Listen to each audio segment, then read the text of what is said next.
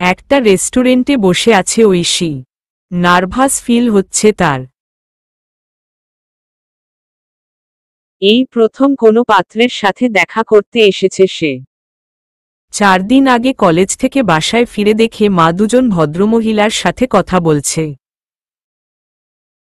তার মধ্যে একজনকে সে চিনে। তিনি ঐশীর এক স্টুডেন্টের মা। তখন তাদের আসার কারণ না জানলেও পরে অবশ্য জানতে পেরেছে তাদের আসার কারণ। সাথের ভদ্রমহিলার নাম ইলোরা ইয়াসমিন, বাংলাদেশ কৃষি বিশ্ববিদ্যালয়ের একজন প্রফেসর। স্টুডেন্টের মা তার কলিগ। মূলত তিনি তার কলিগের বাসাতেই প্রথম ঐশীকে দেখে। সেইখানেই তাকে পছন্দ হয়ে যায়। তারপর কলিগের মাধ্যমে ঐশীর বাসায় প্রস্তাব দেন, একদিন এসে দেখেও যান। ঐশীকে তার খুবই পছন্দ হয়েছে। আর ঐশীর পরিবার তো যেন হাতে স্বর্গ পেয়ে গেছে। এমন ভালো পাত্র হাতছাড়া করার মতো বোকামি তারা কিছুতেই করতে পারেন না। তাই দুই পরিবারের সম্মতিতে আজকে পাত্রপাত্রী দুজনেই দেখা করতে আসার কথা এই রেস্টুরেন্টে। ঐশী 40 মিনিট ধরে এসে বসে আছে, কিন্তু লোকটার আসার কোনো নামই নেই। সে ভাবে ডাক্তার মানুষ নিশ্চয়ই রোগী নিয়ে ব্যস্ত। কিছুক্ষণ পর দেখল লোকটা আসছে। মা আগেই উনার ছবি দেখিয়েছিল, তাই চিনতে অসুবিধা হয়নি।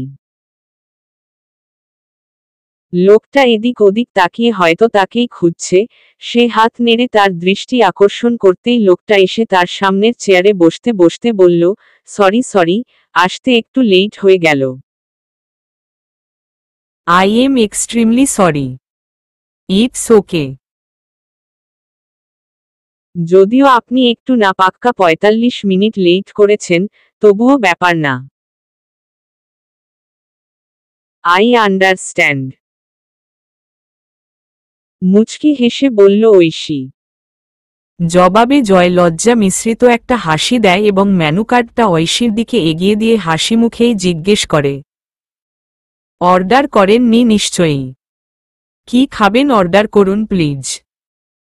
ঐশী কার্ডটা নিয়ে বলে, বেশ গরম পড়েছে তাই আমি লাচ্ছি অর্ডার করব। আর আপনি? আমিও। আর কি নিবেন? না আর কিছু না, থ্যাঙ্কস। হালকা হেসে জবাব দেয় ঐশী। ওয়েটার এসে অর্ডার নিয়ে গিয়েছে। জয় আর ঐশী দুজনেই আপাতত চুপ করে আছে। কোত্থেকে শুরু করবে বুঝতে পারছে না। নীরবতা ভেঙ্গে জয়ই প্রথম কথা শুরু করল। গলাটা একটু পরিষ্কার করে বলল, আমি আহসান কবির জয়। পেশায় একজন ডাক্তার। এখন আমি ময়মনসিংহ মেডিকেলে কর্মরত আছি। জয়ের কথায় হেসে ফেলে ঐশী। লোকটা যে নার্ভাস সেটা তার হরবর করে কথা বলাতেই বোঝা যাচ্ছে। সেও বলল, আমি তারান্নুম ঐশী। আমি আনন্দমোহন কলেজে অনার্স দ্বিতীয় বর্ষে পড়ি। আমি আপনার নাম আর কাজ সম্পর্কে জানিনি, জয়। জয় ঐশীর কথায় কিছুটা লজ্জা পেল এবং নিজের উপর কিছুটা বিরক্ত বোধ করল। আজকে কেন যেন তার সবকিছু গোলমেলে হয়ে যাচ্ছে। প্রথমে তো পেশেন্ট বেশি থাকার কারণে বের হতে লেট হয়ে গেছে, তার উপর নার্ভাসনেস। আর এই মেয়েটাকেও কেন মুখের উপর সব বলে দিতে হবে? যত সব হু। মি জয় কোথায় হারালেন? ঐশীর ডাকে যেন হুঁশ ফিরে তার। না হারায়নি, সরি একটু অন্যমনস্ক হয়ে গিয়েছিলাম আর কি। ঐশী সে বিষয়ে আর কিছু না বলে বলল, তা মি জয় আপনি কি নিজের ইচ্ছেতেই আমার সাথে দেখা করতে এসছেন নাকি আন্টির চাপে পড়ে এসছেন? মানে? একটু ইতস্ততা ও বিস্ময়ের সুরে। দেখুন, আমি মনে এক রেখে মুখে আরেক কথা বলতে পারি না। আমি সোজাসুজি কথা বলতে স্বাচ্ছন্দ্যবোধ করি। আপনি পেশায় একজন ডাক্তার। এইখানে বেশ নামডাক আছে আপনার। আপনি লাইফে সাকসেসফুল, তো আপনার জীবনসঙ্গী হিসেবে তেমন কাউকেই আপনি ডিজার্ভ করেন। সেখানে ন্যাশনালে কোনো রকম অনার্স পড়ুয়া মেয়ে নিশ্চয়ই আপনার কাম্য নয়। আপনার ফ্যামিলি স্ট্যাটাসের সাথেও আমার ফ্যামিলি যায় না। আর আপনার হাবভাবে বারবার বিরক্তি প্রকাশ পাচ্ছে। আপনাকে দেখে বোঝা যাচ্ছে আপনি এই বিয়েতে রাজি না। এম আই রাইট মি, জয়? জয় কিছুক্ষণ চুপ করে থেকে একটা শ্বাস নিয়ে বলল, ইয়েস। 2 ঐশী জয়ের জবাবে নির্বিকার রইল। এমন জবাবই যে আসবে সে জানত। বরং এমন জবাব না আসলেই সে অবাক হতো। উল্টো তার ধারণা সঠিক হওয়ায় সে একটা মুচকি হাসি দিল। সে বলল, বিয়ে সারাটা জীবনের ব্যাপার। এখানে জোরজবরদস্তি করাও চলে না, জোরজবরদস্তি মানাও চলে না। বিয়ে শাদী কোনো ছেলে খেলা না। আপনার সাথে অন্য একটা মানুষ, তার সারাটা জীবন, তার পরিবারও জড়িয়ে যাবে। তার জীবন নিয়ে ছেলে খেলা করার অধিকার আপনার নেই। তাই চিন্তাভাবনা করে বিবেকবুদ্ধি কাজে লাগিয়ে চলুন। দোয়া করি আপনি আপনার যোগ্য জীবনসঙ্গী খুঁজে পান। তারপর ওয়েটারকে ডেকে বিল দিতে বলল। এর মধ্যে জয় একটা কথাও বলেনি। ওয়েটার বিল নিয়ে আসতেই ঐশী বিল দিতে নেয়। তা দেখে জয় বলে উঠে, এ কি করছেন আপনি? বিল দিচ্ছেন কেন? বিলটা আমি দিব। প্লিজ বিলটা আমাকে দিতে দিন। না থাক। কোনো মেয়ের সাথে আসলেই যে সবসময় ছেলেদের বিল দিতে হবে এমন কোনো আইন নেই। আর এটুকু বিল দেওয়ার ক্যাপাবিলিটি আমার আছে। Take it easy. তবে এবার যে আমাকে উঠতে হবে জয়। আসি, ভালো থাকবেন। মুচকি হেসে বলল ঐশী। জি। ঐশী উঠে চলে গেল। জয় ওখানেই থম ধরে বসে রইল। তার ভিতরে কিছু একটা চলছে। মেয়েটা এই অল্প সময়ের মধ্যে অল্প কয়েকটা কথাতেই অনেক কিছু বুঝিয়ে দিয়ে গেল। হঠাৎ করেই তার মনে হলো তার সমস্যাগুলো এই মেয়েটাই সমাধান করতে পারবে। তার ভিতরের কথাগুলো এই মেয়েটাকে বলতেই হবে। এই মেয়েটাই তাকে এই দমবন্ধকর পরিস্থিতি থেকে বাঁচাতে পারে। সে এক প্রকার দৌড়ে বেরিয়ে গেল রেস্টুরেন্ট থেকে। বাইরে বেরিয়ে দেখল ঐশী একটা রিকশায় উঠছে। সে ঐশীকে ডাক দিল। ঐশী। ঐশী ততক্ষণে রিকশায় বসে গেছে। ঐশী অবাক হয়ে জয়কে জিজ্ঞেস করল, এনিথিং রং জয়?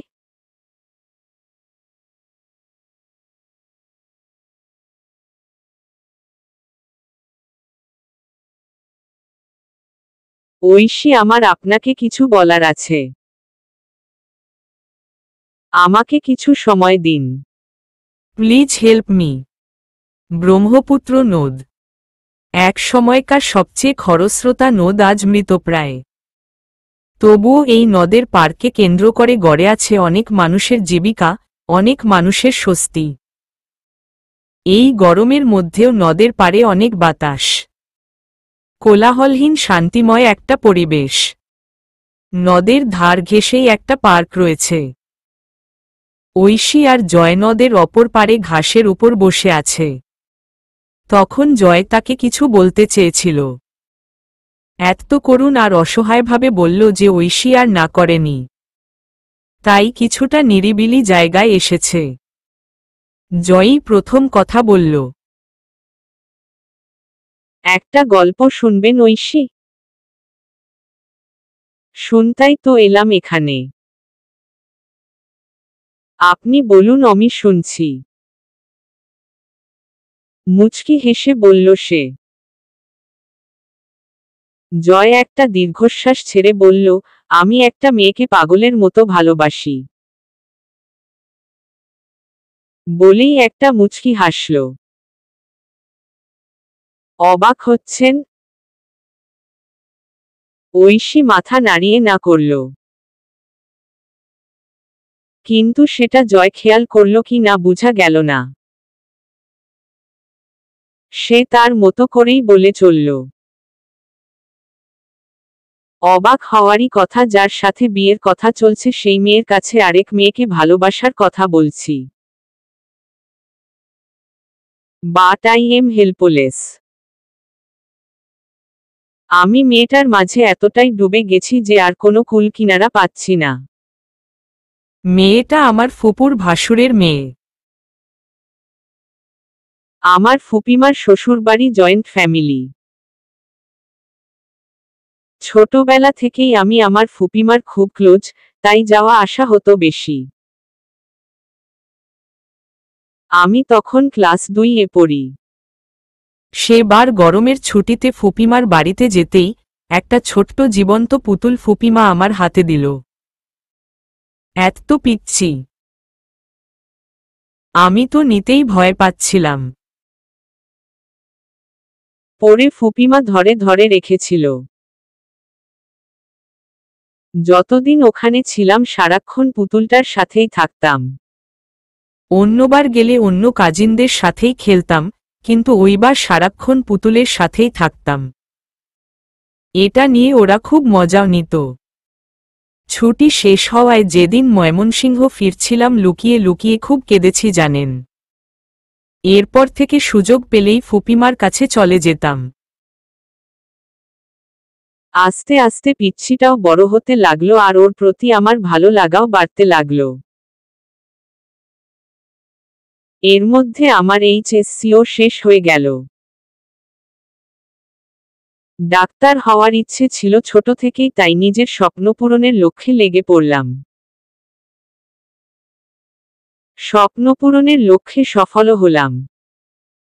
জানেন যেদিন ঢাকা মেডিকেলে আমার চান্স হলো মা, আমি সবাই এত খুশি হয়েছিলাম। পিচ্ছিটা একসময় মন খারাপ করে আমাকে বলেছিল, জয় ভাইয়া তুমি তো ডাক্তার আঙ্কেলের মতো ডাক্তার হয়ে গেছো, তাহলে তুমিও কি আমাকে ডাক্তার আঙ্কেলের মতো খালি ওষুধ দিবে? বলেই হা হা করে হেসে দিল জয়। তাকে দেখে মনে হচ্ছিল যেন দৃশ্যগুলো ওর চোখে ভাসছে। এতটা সময়ও ঐশী একটা কথাও বলেনি। যদিও তার এসব শুনতে যে খুব একটা ভালো লাগছে তেমন না, আবার খুব একটা খারাপ লাগছে তেমনও না। এতক্ষণ ধৈর্য ধরে কথা শোনার মতো ধৈর্যশীল ব্যক্তি সে না। তবুও সে চুপ করে আছে। কথার মাঝখানে কথা বললে কথার ফ্লো নষ্ট হয়ে যায়। জয় আবার বলতে শুরু করলো, পুতুলের প্রতি আমার ভালো লাগা ছিল ঠিকই, তবে ভালো লাগাটা যে কবে ভালোবাসায় রূপ নিয়েছিল জানি না। কিন্তু আমার এই ভালোলাগা আমি কখনো কাউকে বুঝতে দেইনি। হয়তো এটাই আমার ভুল ছিল। মেডিকেলে ভর্তি হওয়ার পর পড়াশোনা ক্যারিয়ার গড়া নিয়ে খুব ব্যস্ত হয়ে গেলাম। আমি যখন ইন্টার্নশিপ করি, পুতুল ততদিনে জাহাঙ্গীরনগর বিশ্ববিদ্যালয়ে অর্থনীতিতে ভর্তি হয়ে গেছে। ব্যস্ততার ফাঁকে ফাঁকে ছুটে যেতাম ওর কাছে। ভেবেছিলাম এবার হয়তো বলার সময় এসে গেছে। তবে আমি বড্ড দেরি করে ফেলেছিলাম। ততদিনে পাখি অন্য কারো খাঁচায় ধরা দিয়ে দিয়েছে। বলেই একটা দীর্ঘশ্বাস ছাড়ে সে। তো আপনি তাকে বলেননি আপনার মনের কথা? এতক্ষণে কথা বলল ঐশী। হ্যাঁ বলেছি। ও যে ছেলেটাকে ভালোবাসে সেই ছেলেটার নাম রিয়াদ। সে ঢাকা বিশ্ববিদ্যালয়ে পড়ত। ওর বাড়ি আর পুতুলদের বাড়ি পাশাপাশি। পুতুলকে একসময় প্রাইভেটও পড়াতো। সেখান থেকেই প্রেমের সূচনা। 4 বছরের সম্পর্ক তাদের। আমি যখন পুতুলকে আমার ভালোবাসার কথা জানাই তখন সে স্পষ্ট বলে দিয়েছিল সে আমাকে ভাই ব্যতীত অন্য কোনো নজরে দেখেনি। তারপর পুরো দুনিয়া তছনছ হয়ে গিয়েছিল আমার। সারাদিন নিজেকে হয় হোস্টেলের রুমে বন্দি করে রাখতাম আর না হয় নেশায় ডুবিয়ে রাখতাম। পড়াশোনা ততদিনে লাটে উঠেছে। মা আমার অবস্থা আমার বন্ধুদের কাছ থেকে শুনে আমায় এখানে নিয়ে এসে পড়ে। আমার অবস্থা তখন খুব খারাপ। সারাক্ষণ পুতুলের জন্য পাগলামি করতাম। মা এসব সহ্য করতে না পেরে পুতুলের মা বাবার কাছে আমাদের বিয়ের প্রস্তাব দেয়। পুতুলের মা বাবা তা নির্দ্বিধায় মেনে নেয়। বড়রা ঠিক করে কাবিন করিয়ে রাখবে আপাতত, পরে সঠিক সময় সুযোগ দেখে ধুমধাম করে বিয়ে দিবে। এসব আমি বা পুতুল কেউই জানতাম না। আমাকে মা এখান থেকে ইমার্জেন্সি বলে নিয়ে যায়। পুতুলকেও খবর দিয়ে নিয়ে আসা হলো হোস্টেল থেকে। সে এসে সবকিছু শুনে সেদিন আমাকে এবং আমার মাকে চরম অপমান করে।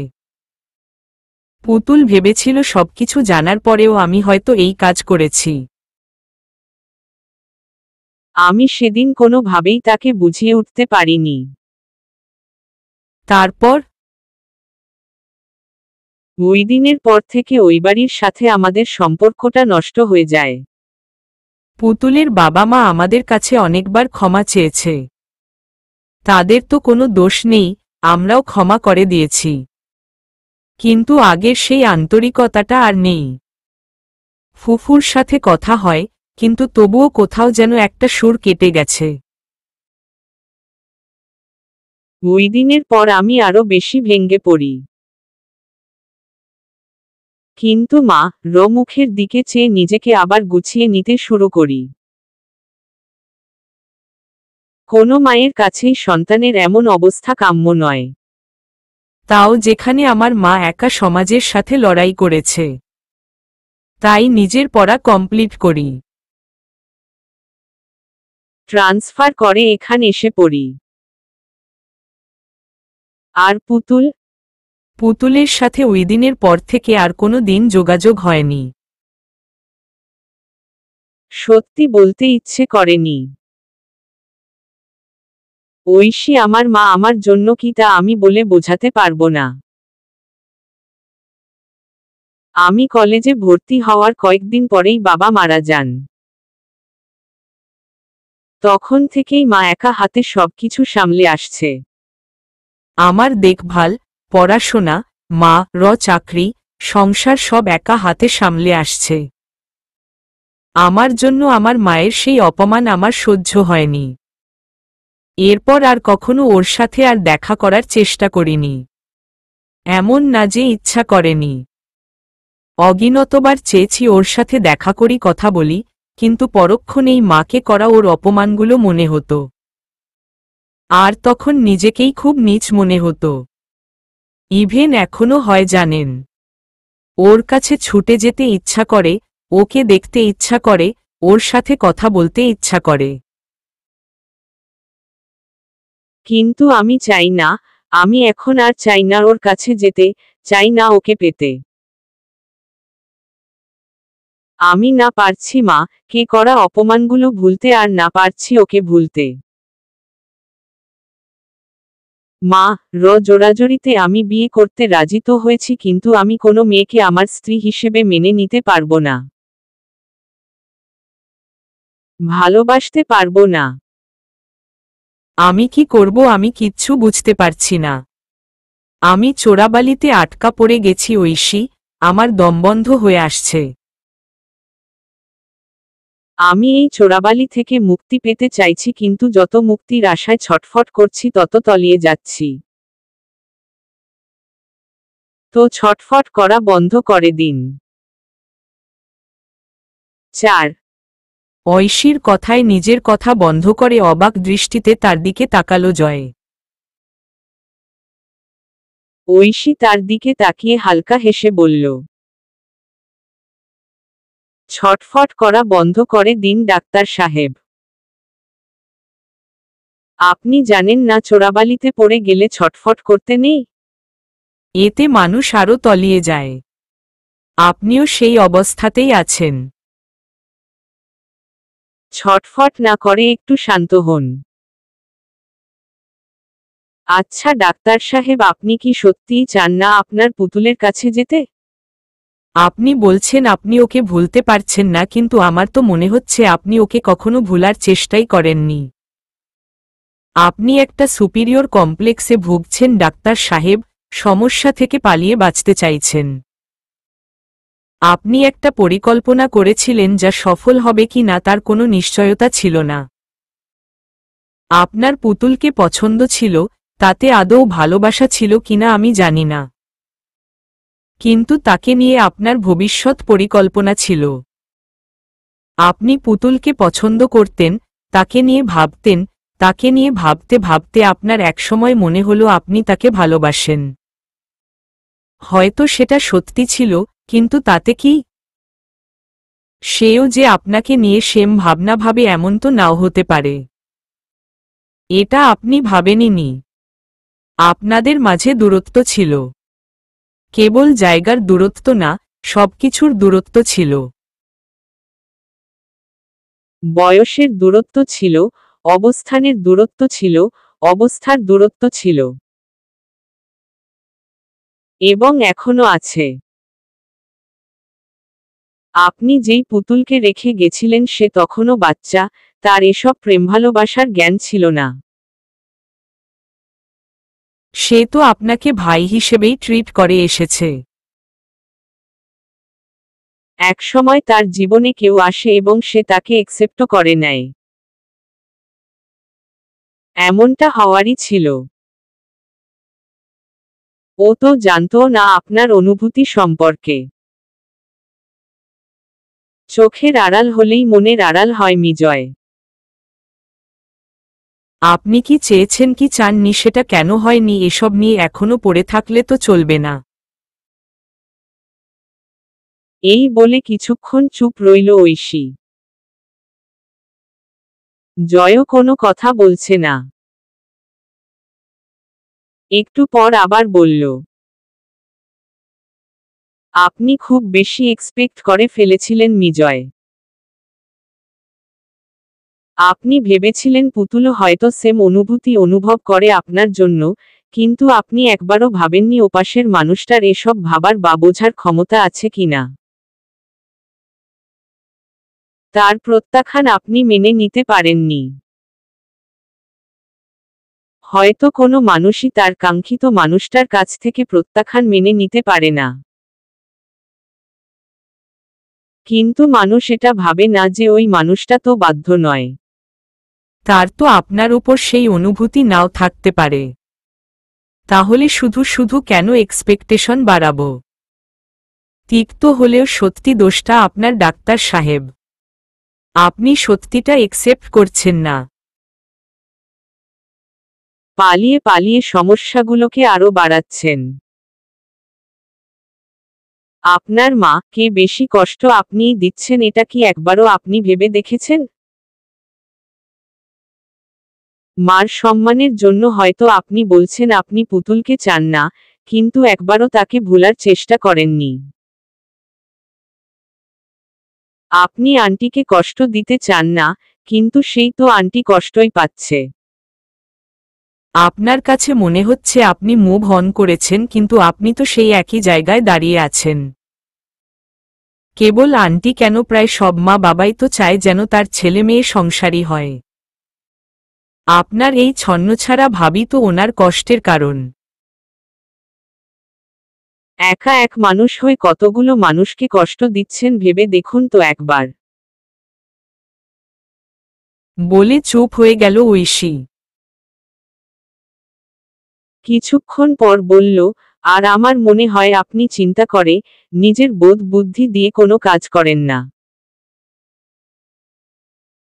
আপনার মা বলল তাই আপনি চলে এলেন আমার সাথে দেখা করতে। জানি না আমি এমন কি বলেছি যার জন্য আপনার মনে হলো আমাকে আপনার জীবনের সব কথা অনায়াসে বলে দেওয়া যায়। আপনার হঠাৎ করে মনে হলো আমি আপনার প্রবলেম সলভ করতে পারব। কিন্তু কিভাবে? আদৌ কি কেউ অন্যের লাইফের প্রবলেম সলভ করতে পারে? নিজের লাইফের প্রবলেমগুলো নিজেকেই সলভ করতে হয়। নিজের লাইফের সমস্যার কথা অন্যকে বলা মানে নিজের দুর্বলতাকে প্রকাশ করা। আপনার পরিস্থিতিতে আমি নেই, আমি আপনার এক্সাক্ট সিচুয়েশন বুঝব না। আমি কেবল আপনার কথার প্রেক্ষিতে আপনার ভুলগুলো ধরিয়ে দিতে পারি, বোঝাতে পারি। আশা করি আমি তা আপনাকে বোঝাতে পেরেছি। এবার আপনিই ভাবুন আপনার কি করা উচিত আর কি না করা উচিত। আপনার সমস্যার সমাধান আপনাকেই করতে হবে। কেবল আবেগ দিয়ে না, বিবেক বুদ্ধি, বাস্তবতা সব দিক বিচার বিবেচনা করে কাজ করতে হবে। কথাগুলো বলে চুপ করে রইল সে। জয়ও চুপ করে গেছে। হয়তো সে ঐশীর কথাগুলো নিয়েই ভাবছে। একটু দম নিয়ে ঐশী বলল, এবার আমাকে উঠতে হবে মিজয়। অনেক দেরি হয়ে গেছে আমার। ওহহ, হ্যাঁ হ্যাঁ, আই এম এক্সট্রিমলি সরি। আমার জন্য আপনার লেট হয়ে গেল। I am so sorry. চলুন আপনাকে পৌঁছে দেই। No no, it's okay. কোনো ব্যাপার না। আমি যেতে পারবো। আমি জানি আপনি যেতে পারবেন। বাট আপনি এখন আমার সাথে আছেন, আপনার খেয়াল রাখা আমার দায়িত্ব। Please let me do this. 5 বাসায় এসে একটা লম্বা সময় ধরে গোসল করে ঐশী। মারাত্মক সূচিবায়ুগ্রস্ত মানুষ সে। বাইরে থেকে এসে গোসল না করে একটা জিনিসও ধরে না। খুবই বাজে একটা বদঅভ্যাস তার। গোসল শেষ করে ক্লান্তি আর অবসাদে আচ্ছন্ন হয়ে ঘুমিয়ে পড়ে সে। যখন ঘুম ভাঙল তখন সারা রুম জুড়ে ঘুটঘুটে অন্ধকার। নিশ্চয়ই তার মা এসে দরজা জানালা সব লাগিয়ে দিয়ে গেছে। তার হাজারটা বদঅভ্যাসের মধ্যে এটা আরেকটা বদঅভ্যাস। অন্ধকার ছাড়া সে ঘুমাতে পারে না। দুপুরে এসেছিল, এখন সন্ধ্যা হয়ে গেছে। পেটের খিদে জানান দিচ্ছে আজ সারাদিন সে অভুক্ত। খেতেই হবে এখন। কয়েকদিন ধরেই বাবা মার সাথে তার ঝামেলা বেঁধে আছে এই বিয়ে নিয়ে। সে এখনই বিয়ে করতে চায় না। আর তার বাবা মা জোর করেই ধরেছে যেন এই ডাক্তার পাত্র হাতছাড়া না হয়। তাদের এমন অকর্মা, বেগুন, অসুন্দর মেয়ের জন্য ডাক্তার পাত্র তারা কশ্চিনকালেও আশা করেনি। মেয়েকে তো ডাক্তার বানাতে পারল না। এখন মেয়ে ডাক্তার না হয়েও যদি ডাক্তার জামাই পাওয়ার আজন্ম শখ পূরণ হওয়ার সম্ভাবনা থাকে, তাহলে তা হাতছাড়া করবে কোনো পাগলে। এসব নিয়েই মনমালিন্য চলছিল। তবে আজকে ছেলের সাথে কথা বলে বোঝা গেল তা ভেস্তে গেছে সুন্দরভাবে। এখন শান্তিমতো খানাপিনা করা যেতেই পারে। আহ, শান্তি। 6 বেশ কয়েকদিনের নানান ঝুটঝামেলার জন্য কলেজে আসা হয়নি ঐশীর। তাই আজকে চলে এসেছে। ঐশী আসতে আসতেই দেখে ক্লাস ইতোমধ্যে শুরু হয়ে গেছে। চুপচাপ ক্লাসরুমে ঢুকে একটা চেয়ারে বসে পড়ে। কিন্তু তার বান্দর পার্টির কেউই ক্লাসে নেই। মেসেজ করে জানতে পারে কেউই আসেনি আজকে। তাই সবাইকে ক্যাম্পাসে চলে আসতে বলেও। ক্লাস শেষে সবাই যার যার মতো বের হয়ে যায়। ঐশীও বের হয়ে সোজা চলে যায় মুক্তমঞ্চে। অপেক্ষা করতে থাকে বাকিদের জন্য। সবার আগে আশা এসে পৌঁছায়। এই মেয়েটাকে ঐশী প্রায় সবসময় তার মন খারাপের দিনে কিংবা বিপদের সাথে পায়। বন্ধুত্ব সবার সাথে হয় না। সেম মেন্টালিটির বন্ধু পাওয়া ভাগ্যের বিষয়। এদিক দিয়ে ঐশী ভাগ্যবতী যে সে তার মেন্টালিটির এমন একজন ফ্রেন্ড পেয়েছে, এবং যে তাকে বুঝেও। তাদের 7 জনের গ্রুপে 5 জনের সাথে অনার্স লেভেলে এসে পরিচয় হলেও আশা আর ঐশী কলেজ লাইফের ফ্রেন্ড, এক্কেবারে বেস্ট ফ্রেন্ড। কলেজ লাইফের ফ্রেন্ডগুলো তো এখন দেশের নানান প্রান্তে ছড়িয়ে ছিটিয়ে আছে। তবে আশা আর ঐশী একই জায়গা এবং একই ডিপার্টমেন্টে চান্স পাওয়ায় তাদের বন্ধুত্বটা এখনও টিকে আছে। কাছে থাকলেই বন্ধুত্বটা গাঢ় হয়, আর দূরে গেলে মনে পড়লেও আগের সেই বন্ধুত্বটা থাকে না, ফিকে হয়ে যায়। যদিও সব বন্ধুত্ব না, তবে বেশিরভাগ। তাদের দুজনের মাঝে কোনো কিছু লুকাছাপা নেই। দুজনেই দুজনের সবকিছু জানে এবং বুঝে। ঐশীর বর্তমান অবস্থা সম্পর্কেও জানা আছে আশার। তাই জিজ্ঞেস করল, কি হইল ওইদিকে? ঐশী সবটাই বলে তাকে।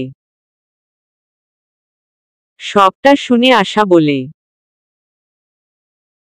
যা হয় ভালোর জন্যই হয় দোস্ত। তবে এইটা কি ধরনের কথা? মানে এত বড় ছেলে তার উপর এস্টাবলিশ, সেই ছেলেরে জোর করে পাঠাইছে আর ছেলেও হ্যাবলার মতো আইসা পড়ছে? লোকের কোনো বোধবুদ্ধি নাই? বিয়ের মতো এত বড় একটা সিরিয়াস ইস্যু নিয়ে ব্যাটা এমন ছেলেখেলা করলো আর হয়ে গেল? আজীব। আরে আমারও তো সেম কথা। মানে সে ফিটার খাওয়া বাবু, তারে জোর করছে তাই সে আইসা পড়ছে ফর্মালিটি দেখাইতে। যেইনে তার সাথে আরেকটা মানুষের সারাটা জীবন, আরেকটা ফ্যামিলি জড়িত। সেইখানে এমন ঢিলা কাজ কারবার কাম্য? তাও যদি বিষয়টা কেবল আমাদের দেখা সাক্ষাতের উপর নির্ভর থাকত। তার মা প্রায় সব ঠিকঠাক কইরা ফেলছে। আর আমার ফ্যামিলি তো ঠ্যাং ছাড়াই দাঁড়ায় আছে। কি রে ফকিন্নিস, কি নিয়া কথা কস তোরা? সৌরভ। আশা আর ঐশীর কথার মাঝেই বাকিরা এসে পড়ে। প্রীতি বলল, আরে বিয়ের কইন্না দেহি। তা কি খবর আফনের? বাকি ছাব ঠিক। ওর বলার ভঙ্গি দেখেই হেসে ফেলে ঐশী। সেও হেসে বলল, বাস চাল রাহা হ্যাঁ। ওদের কায়কারবার দেখে আশেপাশের সবাইও হেসে ফেলে। কবিতা বলল, তা কি নিয়ে কথা বলিস তোরা? আশা বলল, ব্যক্তি পাত্রের সাথে দেখা করতে গেছিল না, উইটা নিয়াই। অনিক বলল, আরে হ, ওই মহিলা তোর জামাই কি করে? এ কথা শুনে ঐশী আশার হাতে থাকা বোতলটা অনিকের দিকে ছুঁড়ে মেরে বলে, হারামি বিয়া হইছে আমার ওই লোকের লগে, যে জামাই জামাই করস। অনিক সরে যাওয়ায় তার গায়ে লাগেনি। সে হাসতে হাসতে বলল, হইতে কতক্ষণ? এক লাথি মাইরা তোরে ওই লোকের কাছে রাইখা আসমু শেষ। তোর মতো বেয়াদ্দপ মহিলা আর সহ্য করমু না আমরা। We are fed up. Oishi বলল, অ্যাঁ, দূরে যা। বাকিরা তাদের ঝগড়া দেখে মজা নিচ্ছে, আর যার যার মতো টিপ্পনি কাটছে। এর মাঝখানে কবিতা বলল, গাইস চুপ চুপ। আসল কথা রেখে অন্যদিকে যাইতেছিস তোরা। কাহিনী শুনি আগে। ঐশী বল, ছেলে কি করে, আর কি হলো, কতদূর গড়ালো কথাবার্তা? ঐশী একটা দীর্ঘশ্বাস ফেলে এবার সবাইকে সংক্ষিপ্ত আকারে ঘটনাগুলো বলল। সব শুনে সৌরভ বলল, হালায় দেহা যায় ভ্যাবলা। বিজয় বলল, এরে আল্লাহ, এইটা তো দেহা যায় পুরা বাংলা সিনেমার নায়ক আলমগীর জসিমের মতন। দেহা গেল বিয়ার পর বাসর রাইতে কইল, আমি আপনাকে আমার স্ত্রী হিসেবে মানি না, কেবল আমার বাবা মার জন্য আপনাকে বিয়ে করতে আমি বাধ্য হয়েছি। বিজয়ের কথা বলার ঢং দেখেই বাকিদের মাঝে একচোট হাসাহাসি হয়ে গেল। আশা বলল, আঙ্কেল আন্টিরে কি কইলি? ঐশী বলল, যা যা সত্যি তাই বলছি। তবে বিশ্বাস করে নাই মনে হয়। আশা বলল, তাইলে এখন? ঐশী বলল, ছেলেরাই তো না কইরা দিব। আর তাও যদি না হয়, তাইলে পরেরটা পরে। এখন আর এইসব নিয়া চিন্তা করতে মন চাইতাছে না।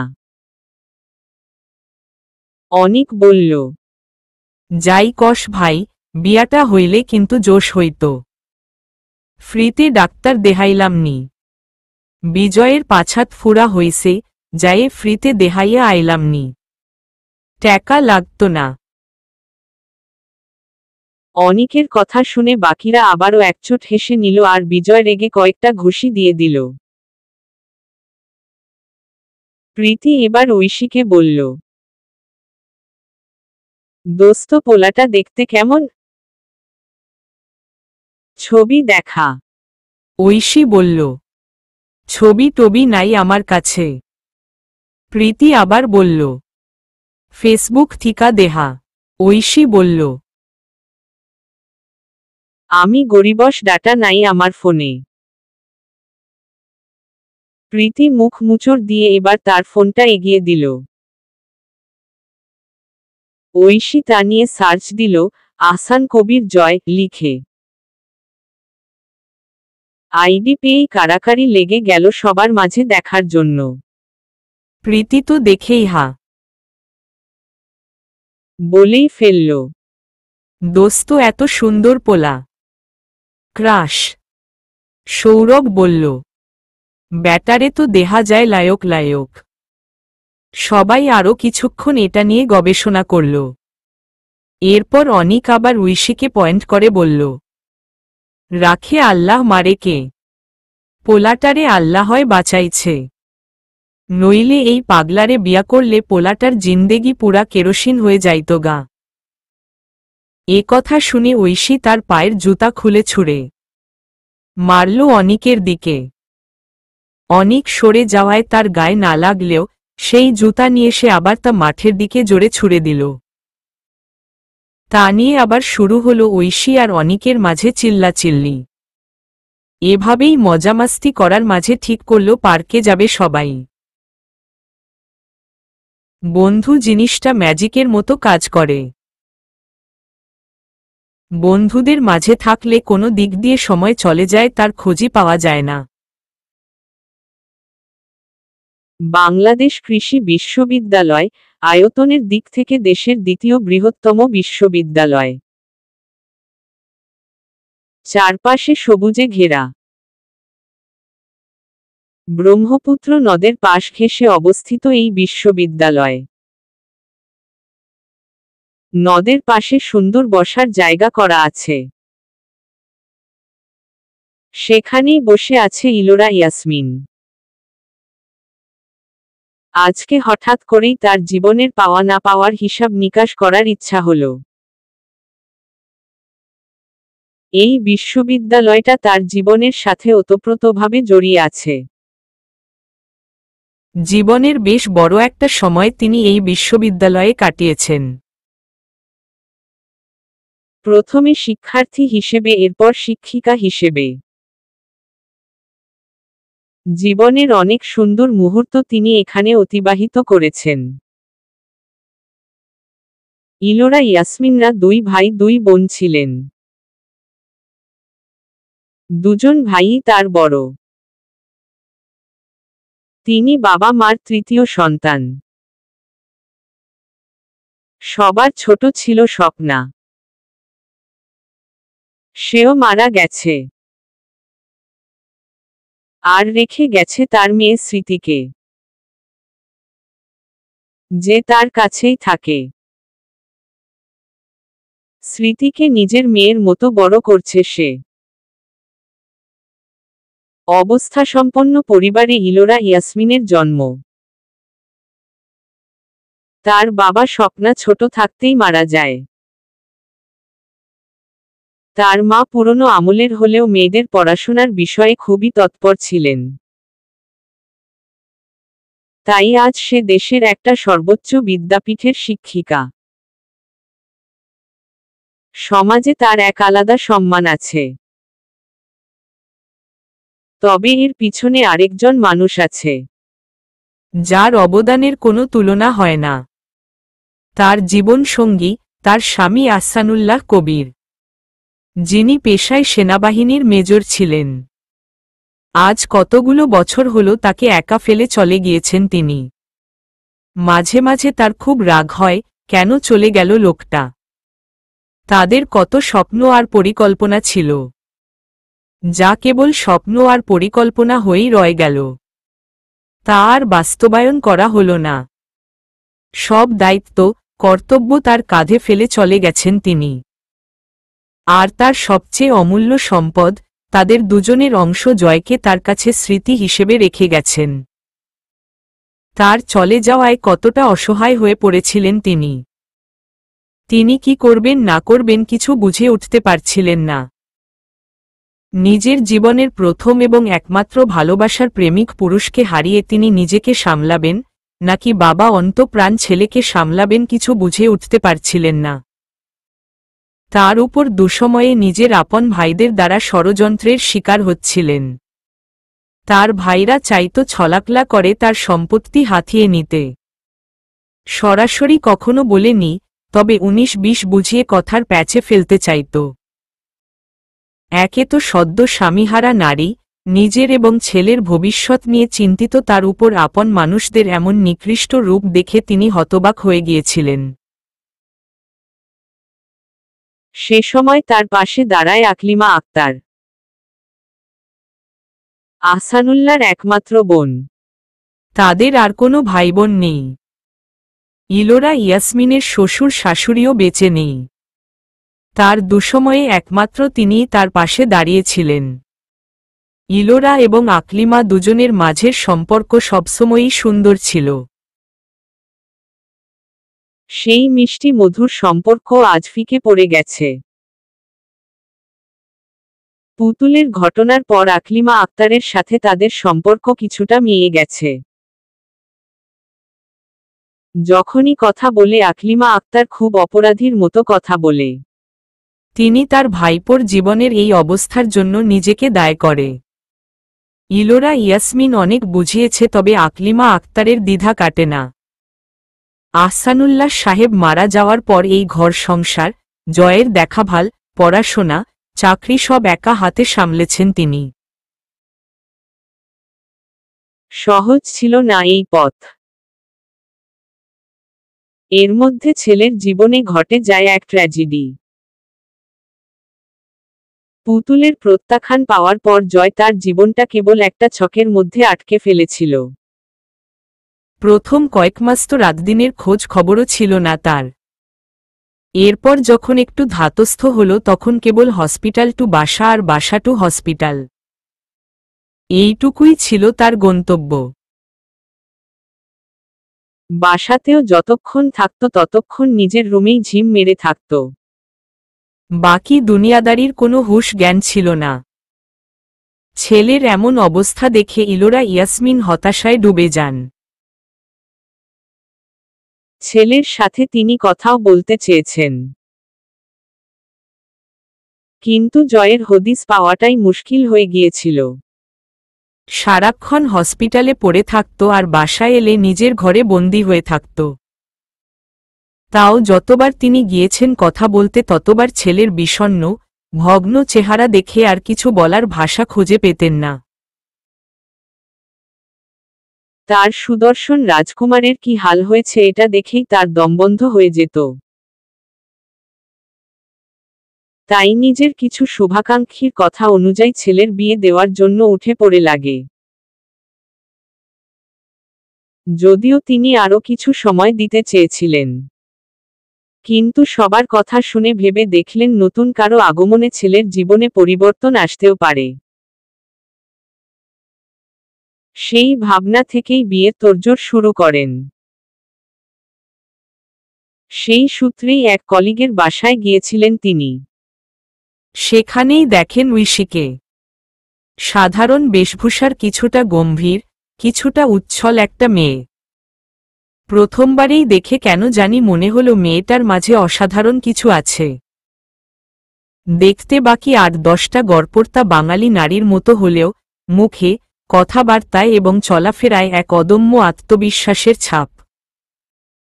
ভালোই লাগে তার। পছন্দ হয় তখন যখন তিনি ঐশী সম্পর্কে জানতে পারেন। বাবা মার বড় সন্তান ঐশী, ছোট একটা ভাই আছে। যতই যুগ পরিবর্তন হোক, কিন্তু এখনো কিছু পরিবার কিছু মানুষ আছে যারা আজও পুরনো আমলের চিন্তা ভাবনা রাখে, যাদের কাছে ছেলেই হচ্ছে সবচেয়ে মূল্যবান, ছেলেই সব। ঐশীর ফ্যামিলিও কিছুটা সেরকম। অহংকারী বলা যায়। তাদের মাঝে আলগা একটা অহংকার আছে। তাদের ধারণা অনুযায়ী টিউশনি করে গরিব মানুষরা, টিউশনি করলে তাদের পরিবারের সম্মান কমে যাবে। এসব নানান অযৌক্তিক ধ্যান ধারণা তাদের। তারা চাইতো ঐশী যেন ডাক্তারি পড়ে, কিন্তু ঐশী ডাক্তারি পড়তে চায়নি। তবে বাবা মার চাপে পড়ে বাধ্য হয়ে সায়েন্স নিয়ে পড়ে। কিন্তু এইচএসসি পরীক্ষার পর যখন ভর্তি পরীক্ষা শুরু হবে তখন সে বেঁকে বসে। সে ডাক্তারি পড়বে না। সে ডাক্তারি পড়ার চাপ নিতে পারবে না। কিন্তু তার কথায় তার বাবা মা কান দেয়নি। দুর্ভাগ্যবশত বলবো নাকি সৌভাগ্যবশত তার কোনো মেডিকেলে চান্স হয়নি, এবং কোনো পাবলিক বিশ্ববিদ্যালয়েও হয় না। এরপর ভর্তি হয় আনন্দমোহনে। এটা নিয়ে স্বাভাবিকভাবেই ঐশীর বাবা মা ঐশীর উপর নারাজ। কিন্তু এর মধ্যেই তারা তাকে আবার নতুন মানসিক চাপ দিতে শুরু করে। কথায় কথায় তারা ঐশী জীবনে কিছু করতে পারবে না, কোনো ক্যারিয়ার নেই এসব বলে বলে ঐশীর উপর এক মানসিক চাপ সৃষ্টি করে। সেটা থেকে বাঁচতে ঐশী ঠিক করে সে টিউশনি হোক বা চাকরি কিছু একটা করবে, যা সে আগে থেকেই করতে চাইতো, কিন্তু তার বাসা থেকে তা তখন এলাও করত না বলে আর করা হয়নি। এখন যখন তারা এসব বলছে তখন সে কিছু করলে নিশ্চয়ই তারা বাধা দিবে না, এই চিন্তা করে সে তার বাবা মাকে জানায় যে সে টিউশনি করতে চায়। সে দুটো টিউশনি পেয়েছে, কিন্তু এতেও বেঁকে বসে তার বাবা মা। তাদের ভাষ্য তারা তো তাকে কোনো রকম কোনো অসুবিধা হতে দিচ্ছে না, তাহলে তার টিউশনি করার কি দরকার, তারা এসব এলাও করবে না। ঐশী অনেক বোঝায় তাদের, তবে তারা নারাজ। চাকরির কথা বললে তাতেও তারা নারাজ। কিন্তু তাদের কটু কথা বন্ধ হয় না। না তো তারা ঐশীকে কিছু না করতে পারা নিয়ে কথা শোনানো বন্ধ করে আর না তো তাকে কিছু করতে দেয়। আজকাল বাবা মাদের মধ্যে এ সমস্ত অসুস্থ চিন্তাভাবনা দিয়ে ভরপুর। একটা অসুস্থ প্রতিযোগিতায় তারা মত্ত। বেশিরভাগেরই ধারণা ডাক্তার ইঞ্জিনিয়ার না হলে জীবনে কিছু করা যায় না, ভালো ভার্সিটিতে চান্স না হলে কিছু করা যায় না, আবার ভালো ভার্সিটি হলেও কিছু হয় না, ভালো সাবজেক্ট না পেলে কিছুই করা যাবে না। কোনো কিছুতেই যেন তারা তৃপ্ত হয় না। এসবে যে কত কত সন্তান আত্মহত্যার পথ বেছে নেয় তার হিসাব নেই। এসবে একসময় অতিষ্ঠ হয়ে ঐশী তার বাবা মাকে না জানিয়েই কিছু টিউশনি জোগাড় করে নেয়। এসব কথা তিনি তার কলিগ এবং অন্যদের কাছ থেকে খোঁজখবর নিয়ে জেনেছে। তার কলিগ নাকি ঐশীকে জিজ্ঞেস করেছিল সে টিউশনি কেন করায়, তার জবাবে নাকি ঐশী বলেছিল, আন্টি টিউশনি করালেই বেশিরভাগ মানুষ মনে করে হয়তো সংসারে অভাব তাই টাকার জন্য পড়ায়। আসলে তা না। আমি এই যে টিউশনি করাচ্ছি এতে আমার লাভের উপর লাভ হচ্ছে। টিউশনি করানোতে আমার জোরটা কাটছে, যা ভবিষ্যতে গিয়ে আমার খুব কাজে লাগবে। দ্বিতীয়ত আমার কনফিডেন্স বাড়ছে। যখন আপনি মাস শেষে আমার হাতে টাকা তুলে দেন তখন কি যে ভালো লাগে।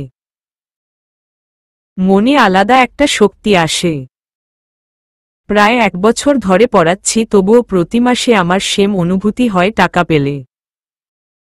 নিজের জন্য কিংবা বাবা মার জন্য কিছু নিতে মন চাইলে আমি নিতে পারি। কিন্তু এর মানে এই না যে আমি টাকাগুলোর অপব্যবহার করি। আসলে কি হয় বলুন তো, নিজের কামানো টাকায় না মায়া থাকে বেশি। খরচ করতে মন চায় না। নিজে নিজে ইনকাম করলে টাকার প্রতি কদর বাড়ে। ইলোরা তার কলিগের মুখ থেকে এই কথাগুলো শুনে অভিভূত হয়ে যায়। এইটুকু মেয়ের মাঝে এতটা বোঝ তাকে অবাকই করে। এর আগে তিনি এত কম বয়সে এমন বোঝদার মেয়ে কখনো দেখেনি। সেই মুহূর্তে সে ঐশীকে তার পুত্রবধূ হিসেবে পছন্দ করে ফেলে। তার অনেক শখ ছিল ঐশীকে নিয়ে। কিন্তু তার এই শখ, এই স্বপ্নটাও বোধহয় অধরা হয়ে রবে। সেদিন ঐশীর সাথে দেখা করে এসেই জয় আবার নিজেকে ঘরবন্দি করে ফেলে। পরে রাতের বেলায় কোনো মতে জয়কে বের করে জিজ্ঞেস করলে জয় বলে সে নাকি ঐশীকে সব বলে দিয়েছে। এটা শুনেই সে আবার হতাশ হয়ে যায়। এসব শোনার পরে নিশ্চয়ই কোনো মেয়ে এমন কোনো ছেলেকে বিয়ে করতে চাইবে না, যে ছেলে অন্য একটা মেয়েকে ভালোবাসে। কিন্তু সেদিন জয় আরও একটা কথা বলে যা শুনে ইলোরা ইয়াসমিন অবাকের সাথে সাথে কিছুটা আশার আলোও দেখতে পায়। জয় সেদিন মাকে জড়িয়ে ধরে বলে, মা তুমি চিন্তা করো না, দেখো সব ঠিক হয়ে যাবে।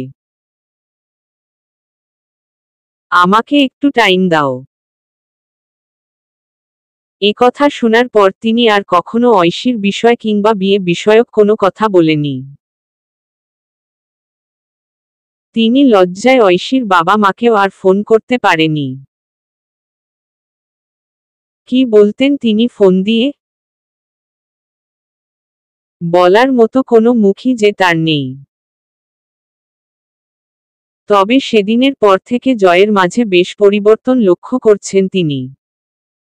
যে জয়ের হসপিটাল টু বাসা আর বাসা টু হসপিটালই ছিল গন্তব্য। বাসায় থাকলেও নিজের রুমেই নিজেকে গুটিয়ে রাখত। সেই জয় এখন বাসায় আসলেও সারাক্ষণ আর রুমে থাকে না।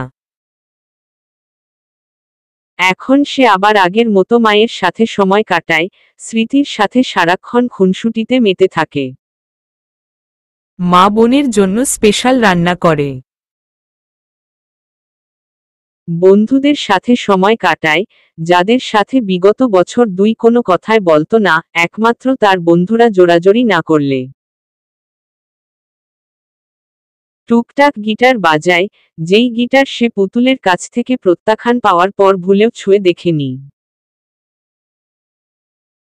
যথেষ্ট স্বাভাবিক থাকার চেষ্টা করে। হঠাৎ এমন কি হলো যার জন্য এত পরিবর্তন, তা তার জানা নেই। আদৌ জয় এসব মন থেকে করে নাকি কেবল মাকে খুশি করার জন্য, তাও তার জানা নেই। না জানি কত কষ্ট বুকে জমিয়ে রেখে সবার সামনে হাসি খুশি থাকার অভিনয় করছে। তবে এটুকু তিনি আন্দাজ করতে পারে, জয়ের এই পরিবর্তনে কোথাও না কোথাও ঐশীর হাত আছে। তিনি এতেই খুশি। তার ছেলে আবার আগের মতো হয়ে যাক, তার এখন এইটুকুই চাওয়া। এখন সেটা যার ওসিলায় হোক। তার সন্তান সুখে থাকুক, শান্তিতে থাকুক, এটাই তার কাম্য। জয় আজকে তাকে নিতে আসবে। এখন প্রায় জয় তাকে পিক আপ করতে আসে।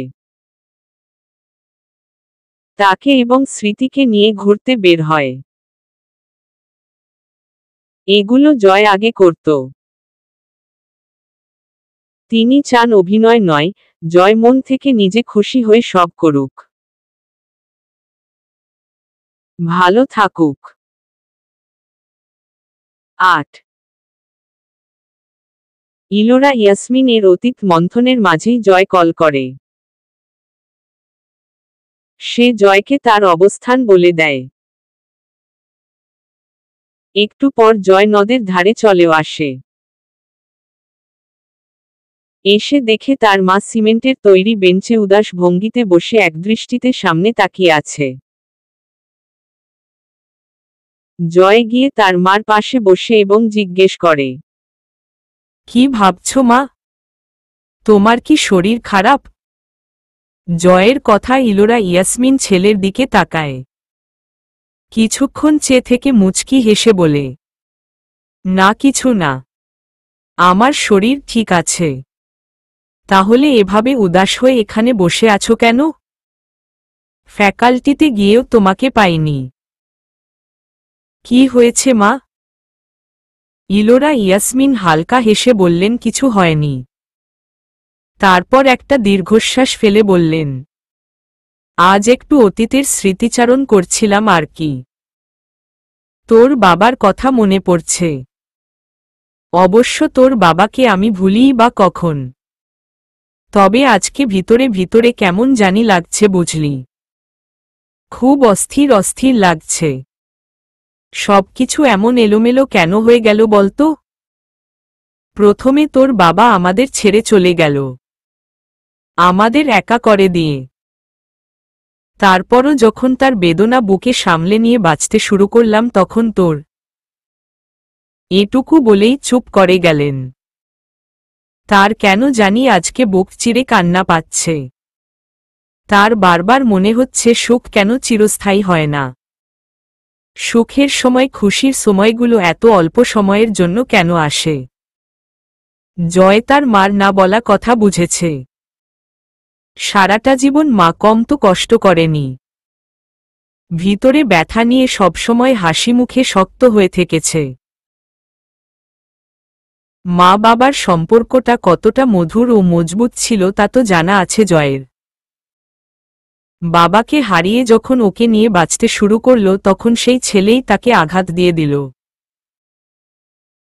সে কি বলে মাকে সান্ত্বনা দিবে বুঝতে পারছে না। ইলোরা ইয়াসমিন ঘন ঘন কয়েকটা নিঃশ্বাস ছেড়ে জয়ের কাঁধে হাত রেখে বললেন, বাবা তুই আমার একমাত্র সম্বল। নিজের মাঝে কষ্ট চেপে রাখিস না কখনো। আমি তোর মা, তোর সাথে আছি। আমাদের খুশি রাখতে গিয়ে নিজের মাঝে কষ্টকে দাবিয়ে রাখিস না। তার মা একথা দ্বারা কি বুঝাতে চাচ্ছে তা সে জানে। জয় তার মাকে আশ্বস্ত করার জন্য তার মার হাত ধরে বলে, মা যা হওয়ার তা হয়ে গেছে। আমি এখন সত্যি মন থেকে চাইছি ভালো থাকতে। সাথে তোমাদেরও ভালো রাখতে।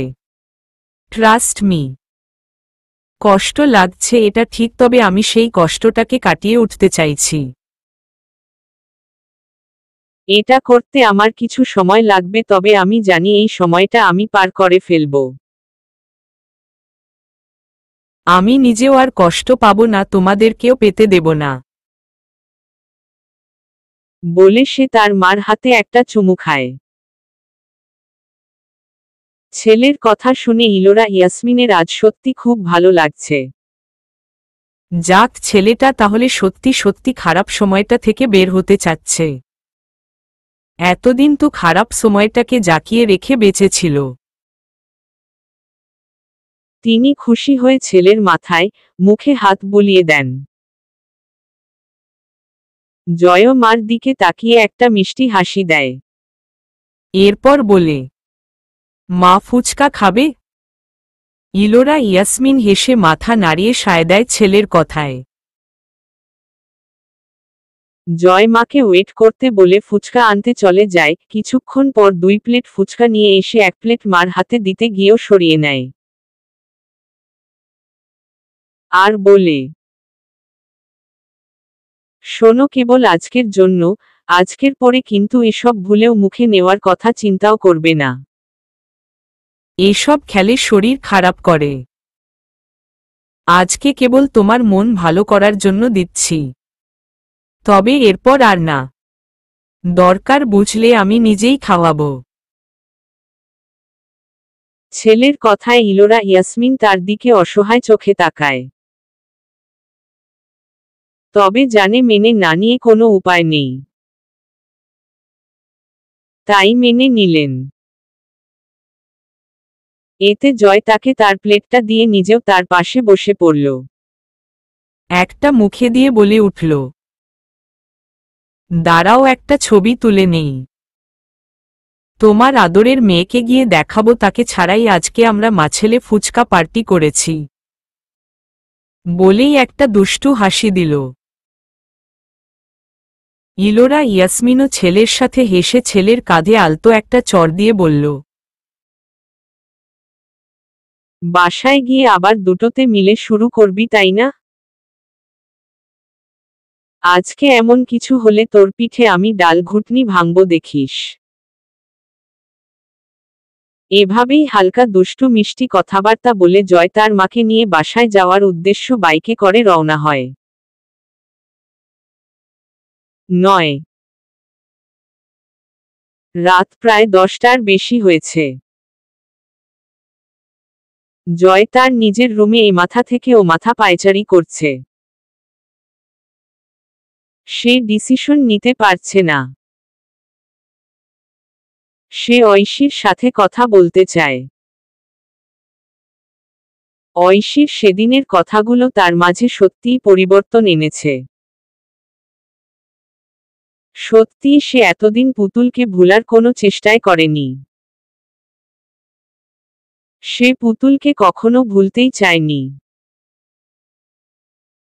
তবে তার নিজেকে ভালো রাখার জন্য, তার মাকে ভালো রাখার জন্য পুতুলকে ভুলতে হবে। কারণ যেটা কখনো হওয়ার নয় তা নিয়ে সবাইকে কষ্ট দেওয়ার কোনো মানে নেই। পুরোপুরি না হলেও তার জীবনে এখন অনেক পরিবর্তন এসেছে। আর সেদিন মায়ের সাথে ওই কথাগুলো বলার পর যেন আরো সহজ হয়ে গেছে। তার মা এখন বেশ চিন্তামুক্ত। তার জীবনে এখন আরেকটা নাম কিভাবে জানি জুড়ে গেছে, ঐশী।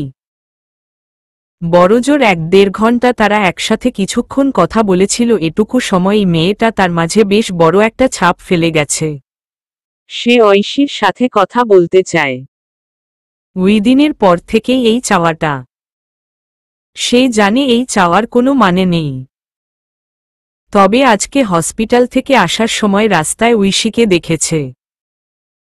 সে তার ফ্রেন্ডদের সাথে হাসাহাসি করছে। ওকে দেখে জয়ের কথা বলার আকাঙ্ক্ষাটা আরও তীব্র হয়। কিন্তু সে তার সাথে কথা বলবেই বা কিভাবে? তাদের দেখাদেখির পর তার মা আর ঐশীর পরিবারের কাছে ফোন দেওয়ার সাহস পায়নি। এর 1 সপ্তাহ পর নাকি ঐশীদের পরিবার থেকেই ফোন দেয় এবং ঐশীর বাবা ইনিয়ে বিনিয়ে ভদ্রভাবে বিয়ে না দেওয়ার কথা বলে। তবে এ মুহূর্তে সে পাগল হয়ে যাচ্ছে ঐশীর সাথে কথা বলার জন্য। কি করবে সে এখন? ঐশীর নাম্বারে বেশ কয়েকবার ফোন দিতে গিয়েও দেয়নি। এতরাতে ফোন দিল কি নাকি ভাববে মেয়েটা? তাকে যদি খারাপ ছেলে ভাবে? খারাপ কেন ভাববে, সে তো কেবল একটু কথা বলবে। কিন্তু কি কারণে?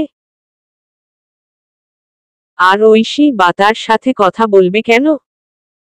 সব তো শেষ হয়ে গেছে। কিন্তু কথা না বলেও তো জয় থাকতে পারছে না। এসব নানা হাবিজাবি চিন্তা করতে করতে জয় ক্লান্ত। নিজেকেই নিজের গালে চড় মারতে ইচ্ছে করছে। তার মাঝে একটা অদ্ভুত অযাচিত আকাঙ্ক্ষা তীব্র থেকে তীব্রতর হচ্ছে, যেটা প্রশ্রয় দেওয়া তার মোটেই সাজে না। কিন্তু সে সেটাকে কোনোভাবে দমিয়েও রাখতে পারছে না। এসব চিন্তা করতে করতে সে দুহাতে নিজের মাথার চুলগুলোকে মুঠো ধরে টেনে ধপ করে বিছানায় শুয়ে পড়ে। কি করবে সে এখন? ঐশীর সাথে কথা বলবে? কোনো অধিকারী কিংবা তার এই কথা বলার আকাঙ্ক্ষাটাই বা কেন? 10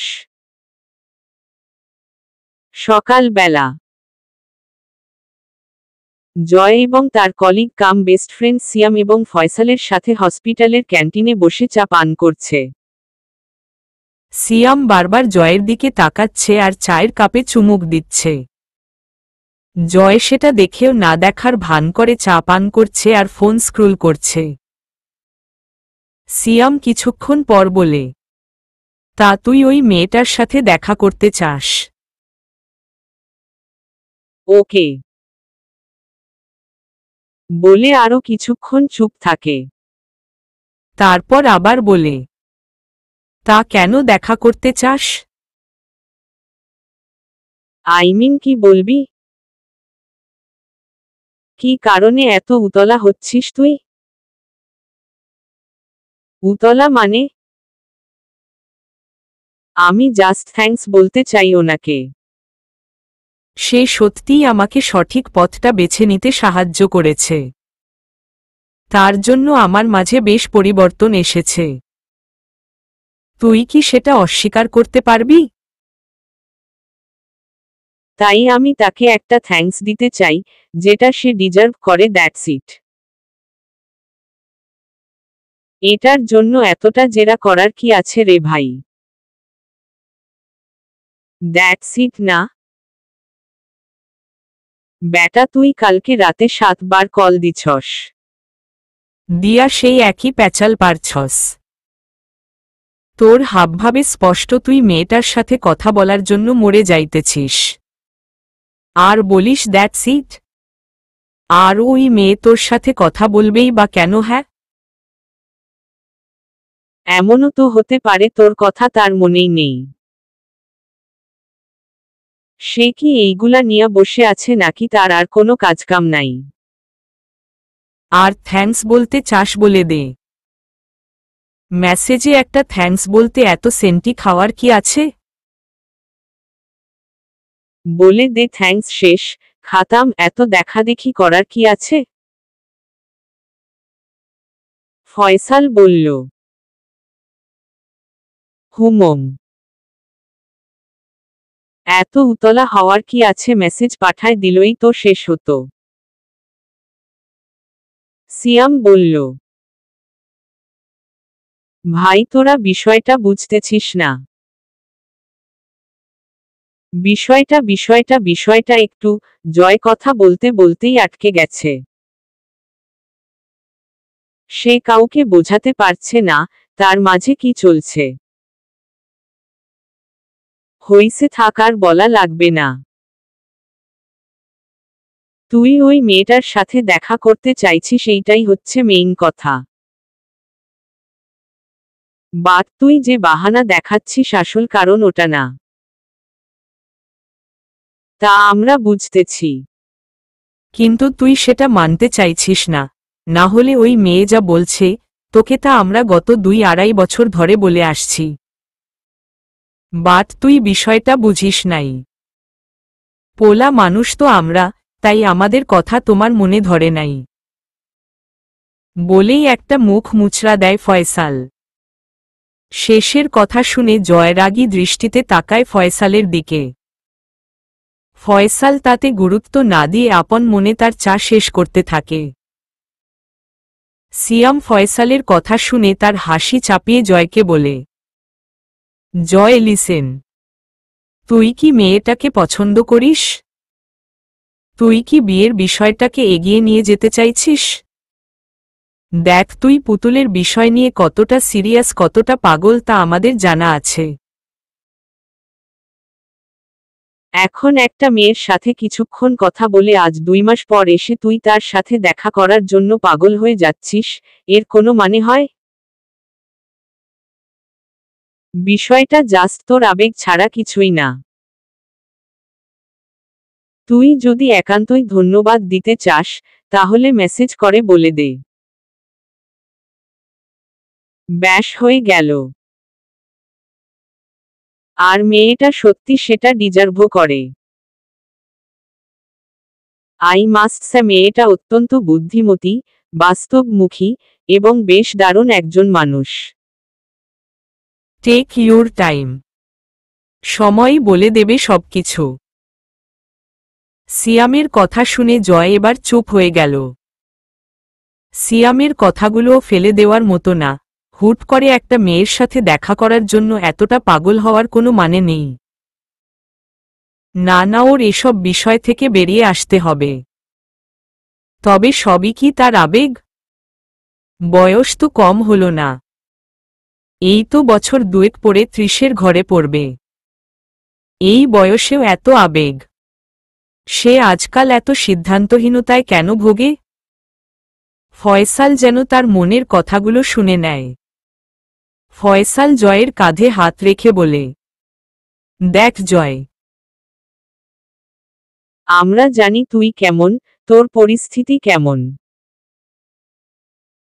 তুই অনেক ম্যাচিউর আর রেসপন্সিবল একজন পারসন। কিন্তু কিছু ঘটনা তোকে নাড়িয়ে দিয়েছে। বাট সবকিছুই তোর হাতে।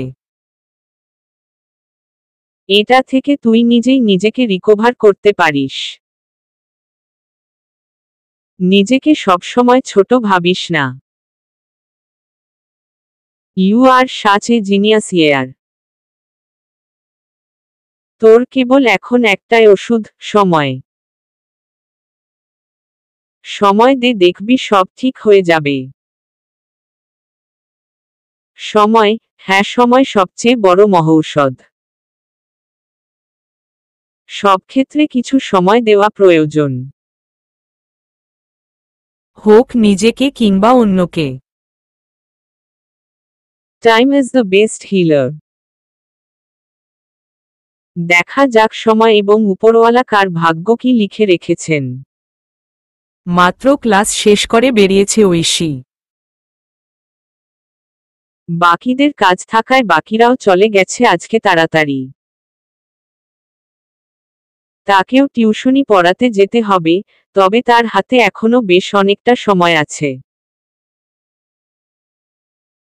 তাই ঠিক করল সময়টুকু পার্কে কি গিয়ে পার করবে। ওখানে কিছুক্ষণ বসে থেকে তারপর পড়াতে যাবে। পার্কে গিয়ে একটা বেঞ্চে বসে আছে ঐশী। আজকের আবহাওয়াটা এত সুন্দর, রোদ নেই, হালকা মেঘলা মেঘলা আকাশ, আর প্রচুর বাতাস। খুব শান্তি শান্তি লাগছে। ফোন বের করে একটু গান শোনার জন্য। তখন বেশ কয়েকটা মেসেজ নোটিফিকেশন চোখে পড়ায়, চেক করতে গিয়ে দেখে একটা আননোন নাম্বার থেকে মেসেজ এসেছে। মেসেজ ওপেন করে দেখে, ধন্যবাদ, ভীষণ ভীষণ ধন্যবাদ, আমার দ্বিধা দূর করার জন্য। স্বাভাবিক হতে সাহায্য করার জন্য। You are such a amazing girl, you are very special to me. শুভ কামনা রইল আপনার জন্য। আহসান কবির জয়। এতদিন পর জয়ের কাছ থেকে এমন মেসেজ পেয়ে বেশ অনেকটা অবাক হয় ঐশী। সেদিনের পর প্রথম প্রথম মাঝে মধ্যে মনে পড়লেও এখন সে প্রায় বলেই গিয়েছিল জয়কে। আজ হঠাৎ এই মেসেজ আবার তাকে মনে করিয়ে দিল। আরও কয়েকবার মেসেজটা পড়ল ঐশী। ধন্যবাদ, স্বাভাবিক হতে সাহায্য করা। এর মানে কি সে স্বাভাবিক হয়ে গেছে? বাহ, এত সহজে! ধ্যাত একটা মানুষ প্রেমে ছ্যাঁকা খেয়ে ব্যাকা হয়ে থাকলেও মনে হয় বোকামি করছে, অস্বাভাবিক আচরণ করছে, আবার যখন তারা মুভ অন করে তখন এত সহজে মুভ অন করল বলে সন্দেহ করাটা মানুষের স্বভাব হয়ে গেছে। সেও একই দলের মানুষ। না না, এসব ভাবা যাবে না। Be positive. সব সময় পজিটিভ চিন্তা ভাবনা করতে হবে তার। সে প্রচণ্ড নেগেটিভ চিন্তা ভাবনা করে। ভালো হতে হবে তাকে। ভালো ভালো, খুব ভালো। বসে বসে এসবই উল্টাপাল্টা চিন্তা ভাবনা করছে ঐশী। এরপর কিছু বাদাম কিনে খেতে খেতে আবার অন্য চিন্তা ভাবনা করতে শুরু করে দেয়। এর মধ্যে আবার মেসেজটার কথা মাথায় আসে। You are very special to me, মনে পড়তে কপাল কুঁচকে আবার হেসেও ফেলে। এরপর ব্যাগ কাঁধে নিয়ে টিউশনির উদ্দেশ্য চলতে শুরু করে। আর মনে মনে বলে, লোকটা ততটাও সাধাসিধে না যতটা মনে করেছিলাম। যথেষ্ট তেল মারতে জানে। এরপর বাকি সব চিন্তা ভাবনা ফেলে রিকশা নিয়ে চলতে শুরু করে নিজের গন্তব্য, নিজের নিয়মিত রুটিনে। আর ভাবে তার জীবনটা কেমন যেন একটা নির্দিষ্ট ছকের মধ্যে আটকে গেছে। প্রতিদিনই যেন একই জিনিস, একই ঘটনা বারবার হচ্ছে। যতক্ষণ বাইরে বন্ধুদের সাথে থাকে ততক্ষণই তার জীবনটাই একটু হাসি খুশি থাকে। বাসায় গিয়ে আবার সেই একটা রুমে চুপচাপ বসে থাকা। কারো সাথে কথা বলার সুযোগ নেই। কিছু মানুষ আছে না, রোজ বাড়ি গিয়ে মাকে সব কথা শেয়ার করে। তারই তো কয়েকটা ফ্রেন্ড আছে।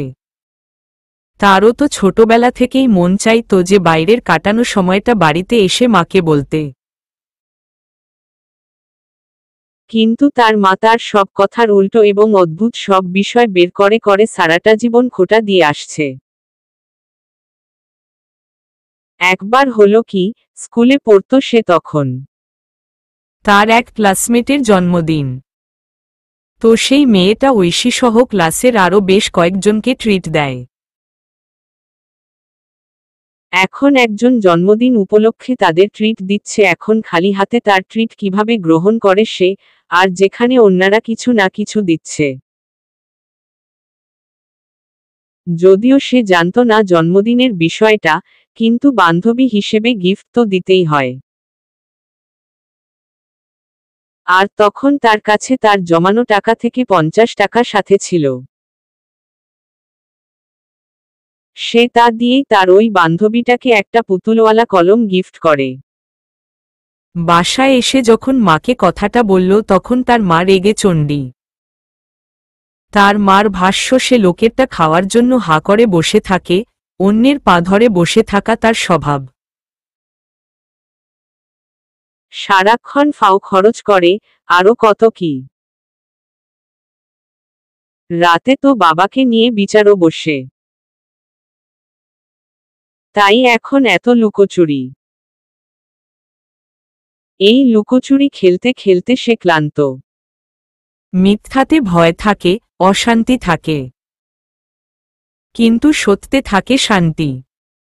সে তো কোনো অন্যায় করে না, তবুও কেন মেয়ে বন্ধুদের সাথে ফোনে কথা বলতে গেলেও মনে ভয় নিয়ে লুকিয়ে লুকিয়ে কথা বলতে হবে সে জানে না। উফ, আর ভাবতে পারছে না সে, আর ভাবতে চায় না এসব। আজকে পড়াতে গিয়েও মন বসবে না, দমবন্ধ হয়ে আসছে। এখন দুটো টিউশনি করে আবার বাসায় গিয়ে চুপ করে বন্দি দশায় থাকতে হবে। সেই একই রুটিন। সে এই ছকটা ভাঙতে চায়। চট করে সে ঠিক করে নেয় আজ সে কোনো টিউশনি করাবে না। এই রিকশা নিয়েই সারা শহর ঘুরবে, যা মনে চায় খাবে। ব্যাগ থেকে ইয়ারফোন বের করে কানে লাগিয়ে নেয়। যা হওয়ার হোক, আপাতত এই রিকশা রাইডটা এনজয় করা যাক, বাকি সব জাহান্নামে যাক। সেলফ ট্রিট হোক আজকে। 12:03টার দিকে বাসায় ফিরে ঐশী। মনটা আজকে বেশ ফুরফুরা। আজকে সারাটা শহর রিকশা নিয়ে এদিক ওদিক ঘুরেছে, মনপিট ভরে স্ট্রিট ফুড খেয়েছে। আর আসার সময় নার্সারি থেকে দুটো গাছ কিনে ফিরেছে। গাছ তার খুব শখের, খুব প্রশান্তির একটা জিনিস। এগুলো করতে গিয়ে যদিও বেশ অনেকগুলো টাকা হাতছাড়া হয়ে গেছে, তবে থাক, কোনো ব্যাপার না। মনটা হালকা হালকা লাগছে। এখন বাসায় গিয়ে গোসল করে একটা ঘুম দিলই শান্তি। কিন্তু মানুষ যা ভাবে তাই কি আর হয়। বাসায় গিয়ে দেখে তার বরখালা এবং তার মেয়ে কলি এসেছে। এই মহিলাটাকে সে দুচক্ষে কেন এক চক্ষেও সহ্য করতে পারে না। এর মতো নীচ, ছোটলোক টাইপের মহিলা খুব কম আছে। মুখের কথা তো না যেন ধারালো ছুরি। মানুষকে ছোট করতে না পারলে যেন তার শান্তি হয় না। তার এই খাসিয়তের জন্য কম অপমানও হয় না। তারপরও লজ্জা হয় না কখনো। কেবল ঐশীই না, মহিলার অন্যান্য আত্মীয় স্বজন, আশেপাশের প্রতিবেশী কেউই তাকে পছন্দ করে না। যদিও ঐশীকে তিনি একটু মেপে মেপেই চলে। কিন্তু বলে না, কুকুরের লেজ কখনো সোজা হয় না, এই মহিলাও তেমন। নিজের ছোটলোকি কায়কারবার বেশিক্ষণ সামলে রাখতে পারে না। ঐশীর মাকে সহ উনারা 3 বোন 2 ভাই। সবার বড় তার বরখালা, এরপর ক্রমান্বয়ে তার বড় মামা, তার মা, ছোট মামা, ছোট খালা। বরখালাকে দেখে এবং তার মায়ের মুখ দেখেই বুঝে ফেলে যেই ভাবনা আর খুশি মন নিয়ে ফিরেছিল সে তা এখন এক নিমিষেই শেষ হয়ে যাবে। তবুও হাসিমুখে সালাম দেয় তার বড় খালাকে। বড় খালাও সালাম নেন। ঐশীর হাতে গাছ দেখে বলে, কি যে কিন্স সারাক্ষণ। এইটুকু জায়গার মধ্যে এইসব লাগায় কোনো লাভ আছে? ঐশীরা 3 বেডরুমের সাথে ড্রয়িং ডাইনিং রুমের একটা ফ্ল্যাট বাসায় থাকে। যদিও বেশ বড়সড় ফ্ল্যাট। এখন শহরে তো আর গ্রামের বাড়ির মতো বিশাল বিশাল বাসা তো আর তাদের মতো মধ্যবিত্ত পরিবারের থাকে না। তার খালার মতে তারা খুবই গরিব। তার খালার গ্রামের বাড়িতে ছোট একটা বাড়ি থাকলেও এখানে ছেলে মেয়েদের পড়াশোনার জন্য ভাড়া থাকে। তার বড় ছেলে বিয়ে করে বউ নিয়ে অন্যত্র থাকে, ছোট ছেলে এবার ইন্টার ফার্স্ট ইয়ারে আর মেয়েটা এবছর এসএসসি পরীক্ষা দিয়েছে। ঐশীর বাবার অন্য জায়গায় জমি থাকলেও সেখানে এখনো বাসা করা হয়নি। এই ফ্ল্যাটটাও রিসেন্টলি কিনেছেন। 1 বছরও হয়নি এখনো। এতদিন তারাও ভাড়া থাকত। ঐশীর বাবা চাকরি করে, বেশ ভালো বেতন। গড়পড়তা মধ্যবিত্ত পরিবার থেকে বেশ মোটা অঙ্কের বেতনই তার বাবা পায়। তাদের ফ্যামিলির অন্যান্য আত্মীয় স্বজনদের থেকেও তাদের অবস্থা বেশ সচ্ছল। আর তার এই বড় খালার থেকে তো অবশ্যই। বড় খালার জামাই ছোটখাটো মুদি দোকান করে। দোকানের মজুদের জন্য অন্যের কাছ থেকে ধার করে এনে মালামাল তুলতে হয়, যা জোগানের টাকা বেশিরভাগ তার বাবাই হাওলাত হিসেবে দিয়ে আসছে। তারপরও তারা গরিব আর সে বড়লোক। লোকের কাছে বলে বেড়ায় তার হাজবেন্ডের অনেক বড় বিজনেস আছে। বরখালার কথায় ঐশী ছোট করে একটু হেসে বলে, তাও এত বড় শহরে নিজস্ব একটা বাসা তো আছে, তাই না? সবার কি আর তা থাকে? বলেই নিজের ঘরে চলে যায়। গিয়ে গোসলটা সেরে নেয়। এর মধ্যে তার মা এসে খাওয়ার জন্য ডাকে। তার পেট ভরা, তাই সে না করে দেয়। তার মা জানায় কালাভুনা রান্না হয়েছে আজ। আর কালাভুনার নাম শুনেই ঐশীর আবার অল্পস্বল্প খিদে পেয়ে যায়। তাই খাওয়ার জন্য বের হয় রুম থেকে। রান্নাঘর থেকে খাবার নিয়ে ডাইনিং টেবিলে গিয়ে বসতেই তার মা খালাও গিয়ে বসে টেবিলে। সেদিকে মন না দিয়ে সে তার মতো করে খাবার খেতে থাকে। আর তার মা আর খালা কথা বলতে থাকে। এক পর্যায়ে তার খালা তাকে বলে, জানস ঐশী, আমার ননদের পোলাটা আছে না? সামনের মাসে পিএইচডি করার জন্য নাকি বিদেশ যাব। এত ভালো ছাত্র কি কইমু। সেই তুখর ছাত্র, ঢাকা ভার্সিটি তো পড়ে। আমার নোনাসের মাইয়াটাও তো ঢাকা ভার্সিটি তো পড়ে। তোর সাথেই একই সনে ইন্টার পাশ করলি তোরা। এভাবেই আরো কিছুক্ষণের অমুক তমুকের দুর্নাম আর নিজেদের সুনাম গাইতে থাকে। ঐশী কেবল মুখে হাসি রেখে শুনে গেল। খালার ননদের মেয়েটা তার সাথেই এইচএসসি পাশ করে, ঢাকা বিশ্ববিদ্যালয়ে চান্স পায়। তার খালা যে ঘরে আগুন লাগানোর জন্য কথাটা বলে তা সে খুব ভালো করেই জানে। নইলে এমন তো না বিষয়টা তাদের অজানা। সেকেন্ড ইয়ারে এখন দুজনেই। এখন তো এটা বলার কোনো মানে হয় না। তার কোথাও চান্স হয়নি এটাই বারবার খুঁচিয়ে খুঁচিয়ে বলে। এর মধ্যেই খাওয়া শেষ করে সে প্লেটটা ধুয়ে রান্নাঘরে রাখে। ফ্রিজ থেকে বোতল বের করে পানি খেতে খেতে বলে, খালাম্নি কুটনিগিরি না করলে আপনার চলে না, তাই না? আপনার ননদের মেয়ে শান্তা যে ঢাকা ভার্সিটি পড়ে তা কি আমরা জানি না? সেও যে এখন সেকেন্ড ইয়ারে, সেটাও জানা। আর আপনার ননদদের মধ্যে একজনেরই ছেলে আছে। সেও তো আমার আর কলির সাথে এইবার এসএসসি পরীক্ষা দিল।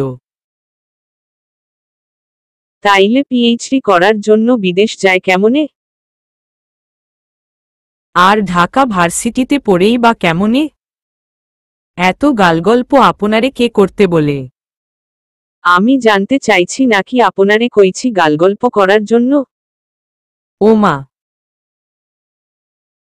আমি তো তোর ভালার জন্যই কইলাম। তুই আমার লগে এমনে কথা কসকে? ও তাই? তা কি ভালো হইল শুনি? কি ভালো হইল এইগুলা শুনাইয়া বলেন। ঐশী থাপ্পড় দিয়ে দাঁত ফেলায় দিমু বদমাইশ। তুই কোনো দা করবার পাস নাই দেইখা কি যারা করছে তারার কথাও মানুষ কইবার পাবো না। এত যখন তেজ তো নিজে ভালা কিছু করবার পাও নাই কে? ঐশীর মা বলেন। ঐশী তার মার কথায় একটা দীর্ঘশ্বাস ফেলে শান্ত স্বরে বলে, আমি ভালো কিছু করতে পারি নাই। তাই বইলা এইটাও কখনো বলি নাই কারো ভালো কিছু আমার সামনে না বলতে। মিছা কথা কেন কইব? আর তোমার বোন বারবার একই কথা এমনভাবে বলে যেন আমরা জানি না বিষয়টা। তোমার বোন এই কথাগুলা আমার ভালোর জন্য বলে না, সংসারে আগুন লাগানির জন্য বলে, তা তোমারও জানা আছে। আর হুদা কামে মিছা কথাই বা কইব কেন? তার ননদের ছেলে এইবার এসএসসি পরীক্ষা দিল, তাহলে সে পিএইচডি করতে বিদেশ যায় কেমনে? তোমার বোন সবাইরে তোমার মতো ভাবে নাকি যে সে যা বলবো সবাই তোমার মতো হা কইরা, মাথা নিচু কইরা জি হুজুর কইয়া মাইনা নিব? ঐশীর মা এবার মেয়ের গালে চড় মেরে দেন। ঐশীকে চড় মারতে দেখে ঐশীর খালাও সুরসুর করে চলে যায় বাসা থেকে। আর বলে যায় সে আর কোনো দিন এই বাসায় আসবে না। তবে সে যতই বলুক ঐশীর জানা আছে আবার ঠিকই চলে আসবে কয়েকদিন পর। ঐশীর মাও যান বোনের পিছে পিছে। তাদের দুজনকে যেতে দেখে ঐশীও নিজের ঘরে চলে যায়, মন মেজাজ বিক্ষিপ্ত হয়ে আছে। তার বরখালা কেমন তা তার মায়েরও জানা আছে। তারপরও তার মা সবসময় বড় বোন যা বলবে মাথা নিচু করে, চোখ বন্ধ করে তা মেনে নিবে। বরখালা নামক এই মহিলার জন্য প্রায় তাদের ঘরে অশান্তি লেগে থাকে। কেবল তাদের বলতে না, তার ছোট খালা আর মামাদের ঘরেও এভাবে অশান্তি লাগায়। কিন্তু তার ছোট খালা আর বড় মামি আবার তার মার মতো না, তারা মুখের উপর উচিত কথাগুলো বলে দেয়। তাই তার ছোট খালা আর বড় মামির সাথে অত পেরে ওঠে না। কিন্তু ছোট মামি আবার তার মার মতো। এই মহিলা তার মামাদের কানে তার মামিদের নামে সারাক্ষণ বিষ ঢালতে থাকে। এই মহিলার জন্য তারাও সারা জীবনে শান্তিতে সংসার করতে পারল না। ক্লান্ত লাগছে তার খুব। তাই সে বিছানায় তার গা এলিয়ে দিল। 13 এর মধ্যেই তার মা এলো রেগেমেগে। এসেই ঐশীর চুলের মুঠি ধরে তাকে টেনে তুলে আর এলোপাতাড়ি মারতে শুরু করে। তবে ঐশী নির্বিকার। না তো সে মারগুলো থেকে নিজেকে বাঁচানোর চেষ্টা করছে আর না তো একটা টু শব্দ করছে। আর ঐশীর মা রেহানা বেগমের রাগেই মেয়ের জন্য তার বড় বোন তার বাসায় আর আসবে না বলেছে। এই মেয়েকে সে আস্ত রাখবে না। মারতে মারতে এক পর্যায়ে সে ঐশীর রুমের সাথে লাগোয়া বারান্দায় চলে যায়। গিয়ে বারান্দায় যত গাছ আছে সব একটা একটা করে ভাঙতে থাকে আর বলতে থাকে, মা তোর জীবনেও ভালা হব না, জামাই পোনাই বাচ্চা নিয়ে জীবনেও সুখে শান্তিতে ঘর করবার পারবি না। তোর জন্য আমার বইন আর আসব না কইছে। তোর জীবনেও ভালা হব না। একটা টেহা কামাই করার মুরদ নাই, আমার জামাই আর ছেঁড়ার ঘাড়ে বৈশা জিন্দেগি ভরা খাবি আর আমার বইনেরার সাথে তাল বাজাবি। হারামি, বেঈমান ছেড়ি। আরও অকথ্য ভাষায় গালাগালি করে, অভিশাপ দিয়ে ক্ষান্ত হয়ে তবেই তিনি চলে যায় নিজের রুমে। সে এখন ফোন দিয়ে এগুলো তার স্বামী এবং তার ছোট বোনকে জানাবে। 14 আর ওদিকে ঐশী তখনও নির্বিকারভাবে বসে আছে। কিছুক্ষণ পর উঠে তার বারান্দায় যায়। গিয়ে দেখে দুয়েকটা বাদে সবগুলো গাছে ভেঙে গুড়িয়ে দিয়েছে। এসব দেখে তার চোখ দিয়ে কেবল 2 ফোঁটা পানি গড়িয়ে পড়ে। তার মার এসব কথা তার গা সয়ে গেছে। তবে আজ তার আরও একটা শখের এমন করুণ পরিণতি দেখে আবার মনে মনে ভেঙে পড়ল। সে আস্তে আস্তে সবকিছু পরিষ্কার করতে শুরু করে আর ভাবতে থাকে এমন কত শখ স্বপ্নই তো তার অধরা থেকে গেল। বেশ রক্ষণশীল তার পরিবার। ছোটবেলা থেকেই সে খুব রেস্ট্রিকশনে বড় হয়েছে। আর ৫১০টা বাচ্চার মতো সে কখনো খেলতে যেতে পারত না। তাকে সেই সুযোগ দেওয়া হতো না। আদর এবং আরাম আয়েশেই বড় হয়েছে সে। কিন্তু যখন তার ভাই হয় তখন এক ঝটকায় তার সব আদর আয়েশে ভাটা পড়ে। তখন থেকেই মানিয়ে নেওয়া আর মেনে নেওয়াতেই তার জীবন। বাচ্চাদের মাঝে হিংসার সৃষ্টি আমরা বড়রাই করি। একটা বাচ্চাকে যদি খুব আদর করে বড় করা হয় এবং একসময় অন্য একটা বাচ্চার জন্য যদি আদর হঠাৎ করেই কম করা হয় তা বাচ্চাদের মাঝে হিংসা এবং খারাপ লাগার সৃষ্টি করে। আবার ধরুন একটা বাচ্চাকে যদি বলা হয় তোমার তো ভাই বোন আসছে এখন তো সবাই তাকেই আদর করবে তোমাকে আর আদর করবে না।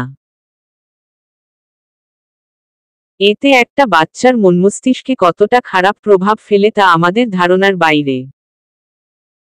ঐশীর সাথেও বিষয়টা এমন ছিল। তবে সে নিজেকে সামলে নিয়েছিল। ছোট ভাইয়ের উপর সেই বিদ্বেষটা তার তৈরি হয়নি, কিন্তু ভিতরে ভিতরে পরিবার থেকে দূরে ছিটকে পড়েছিল। ঐশী খুব ভালো নাচ করত। নাচ তার প্রাণ। ছোটবেলায় এটা নিয়েই কিছু করার ইচ্ছে ছিল তার। বেশ ভালো সুযোগও ছিল, কিন্তু তার বাবা মা সেটা বন্ধ করে দেয়। তার সেই স্বপ্নের সেখানেই সমাপ্তি। সে কখনোই ডাক্তারি পড়তে চাইত না।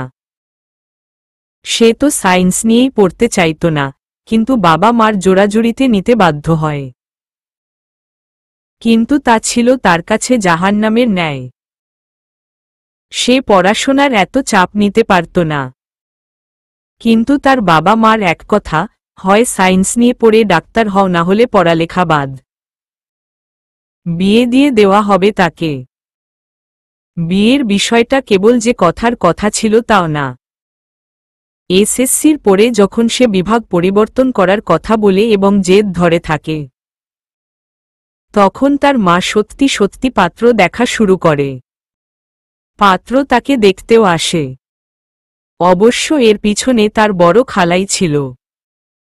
এরপর বাধ্য হয়ে সায়েন্স নিয়েই কলেজে ভর্তি হয়।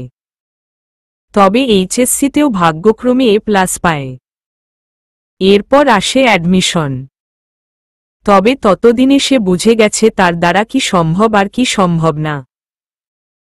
সে পূর্ণ উদ্যমে দেশের দূরের যেকোনো একটা বিশ্ববিদ্যালয়ে ভর্তি হওয়ার সুযোগ চাইত। কিন্তু মেডিকেল এক্সামের পর তার উপর দিয়ে যা যায় এতে করে যে সে বেঁচে আছে সেটাই অবাকের বিষয়। সারাদিন রাত অভিশাপ, গালিগালাজ, মারধর তাকে পৃথিবীতেই প্রতি মুহূর্তে জাহান্নাম ঘুরিয়ে নিয়ে আসে। সে পরের বার আরও গতিতে পড়া শুরু করে। সে ভাবে কোনো বিশ্ববিদ্যালয়ে চান্স হলেই বাবা মার এত রাগ আর থাকবে না। কিন্তু হায় ভাগ্য, দ্বিতীয়বারও যখন মেডিকেলে হয় না, এরপর তাকে আর কোনো বিশ্ববিদ্যালয়ে পরীক্ষাটাও দিতে দেয়নি তার বাবা মা। ভর্তি হয় ন্যাশনালে। আর এখন সারাদিন বঞ্চনা। আমাদের দেশের বাবা মারা একটা অসুস্থ প্রতিযোগিতায় মত্ত। এখানে তারা সন্তানের ভবিষ্যৎ উজ্জ্বলের নাম করে নিজেদের নাম, গালগল্প সমাজে প্রচারের প্রয়াসে মত্ত। যদি সন্তানের ভালো চাইত তাহলে নিজেদের পাশাপাশি সন্তানের মতামত এবং তাদের প্রতিভার গুরুত্ব দিত। প্রতিবছর অ্যাডমিশন যুদ্ধ কেবল যেন যুদ্ধ নয় বরং মৃত্যুর এক মিছিল বয়ে চলে। 1 ঘন্টার একটা পরীক্ষায় যেন একটা মানুষের সারাটা জীবন নির্ধারণ করে দেয়। ডাক্তার ইঞ্জিনিয়ার ব্যতীত অন্য কোনো কিছুতে কারো কোনো ক্যারিয়ার নেই। কি অসুস্থ একটা ট্রেন্ড। রাতের বেলায় ঐশীর বাবা এলে রেহানা বেগম সব কথা তাকে জানায়। ঐশীর বাবা ততটা রিয়েক্ট করেনি।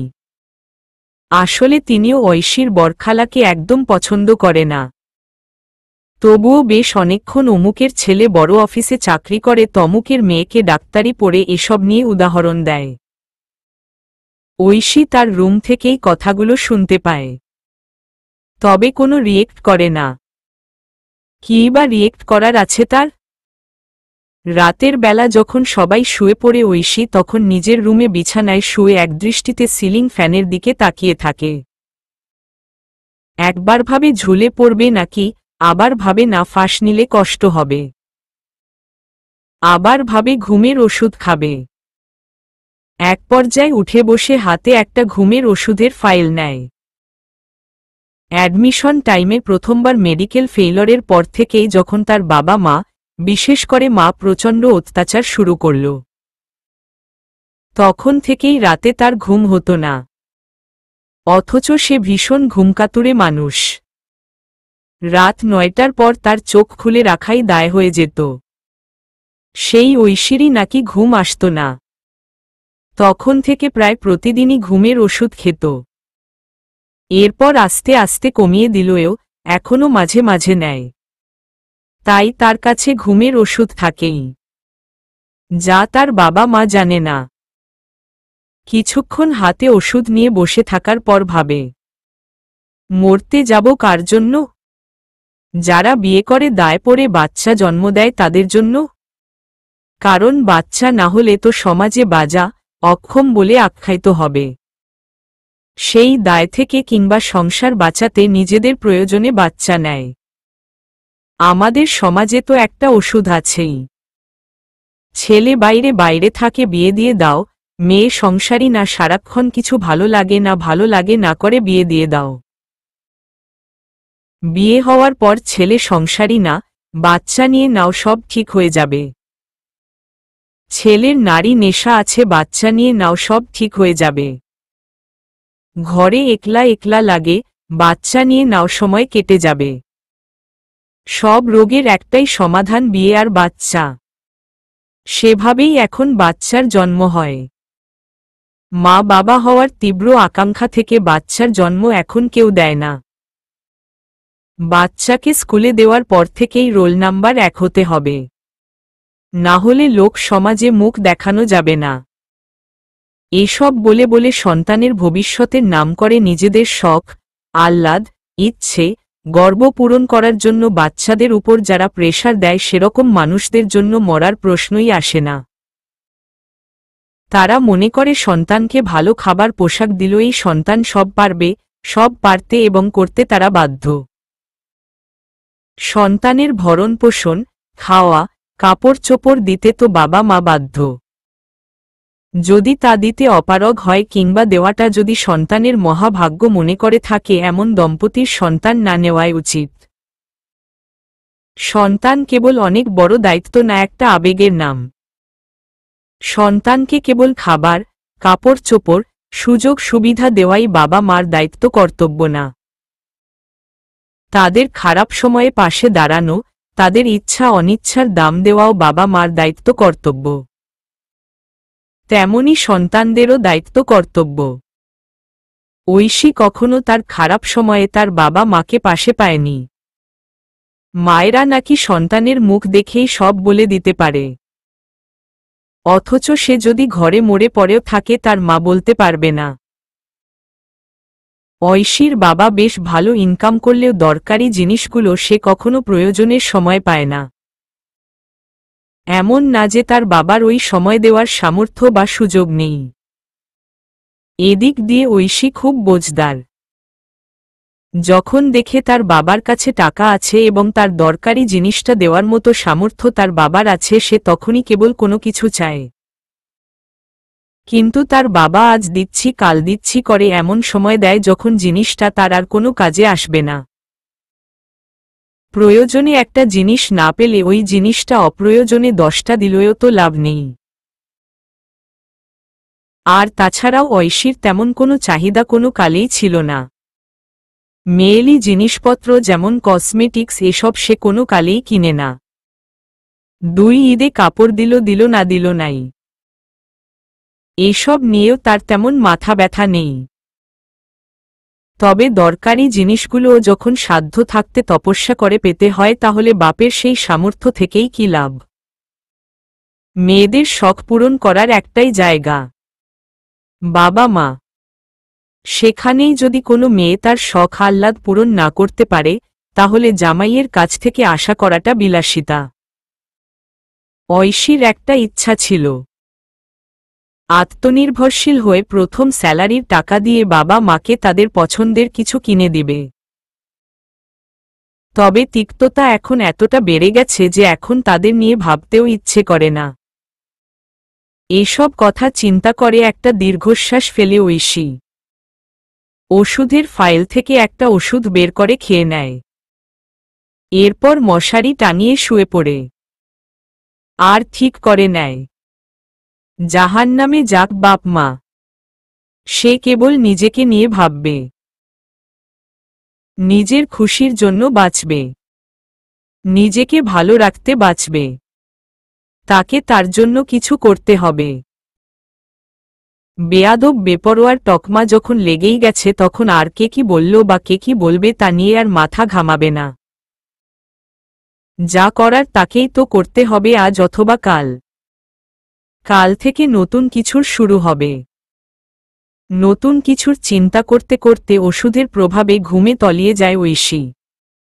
16 পেরিয়ে গেছে আরও 2টা মাস, বদলেছে দিন, বদলেছে সময়, বদলে গেছে ঐশীও।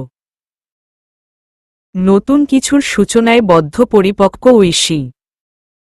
সেদিন রাতের করা প্রতিজ্ঞা রেখেছে ঐশী আগে সপ্তাহে 3টা টিউশনি করাত। তার মধ্যে একটা নাচের টিউশনি ছিল। একটা পিচ্চি মেয়েকে নাচ শিখাত। সেই পিচ্চির অভিভাবক তাকে বেশ অনেকবার বলেছে তার মেয়ের কিছু ফ্রেন্ডও নাচ শিখতে আগ্রহী ঐশীর কাছে, কিন্তু সময় না থাকার কারণে সে আর আগায়নি। যেহেতু তার এই টিউশনির কথাগুলো তার পরিবার জানে না, কলেজের ক্লাস ফাঁকি দিয়ে সে টিউশনি করাত। ন্যাশনালে পড়ার এই একটা সুবিধা, নিয়মিত ক্লাস করা লাগে না। না বলে বলা ভালো, তেমন কেউ করে না, তাই সেই সময়টা সে টিউশনি করাতে পারে।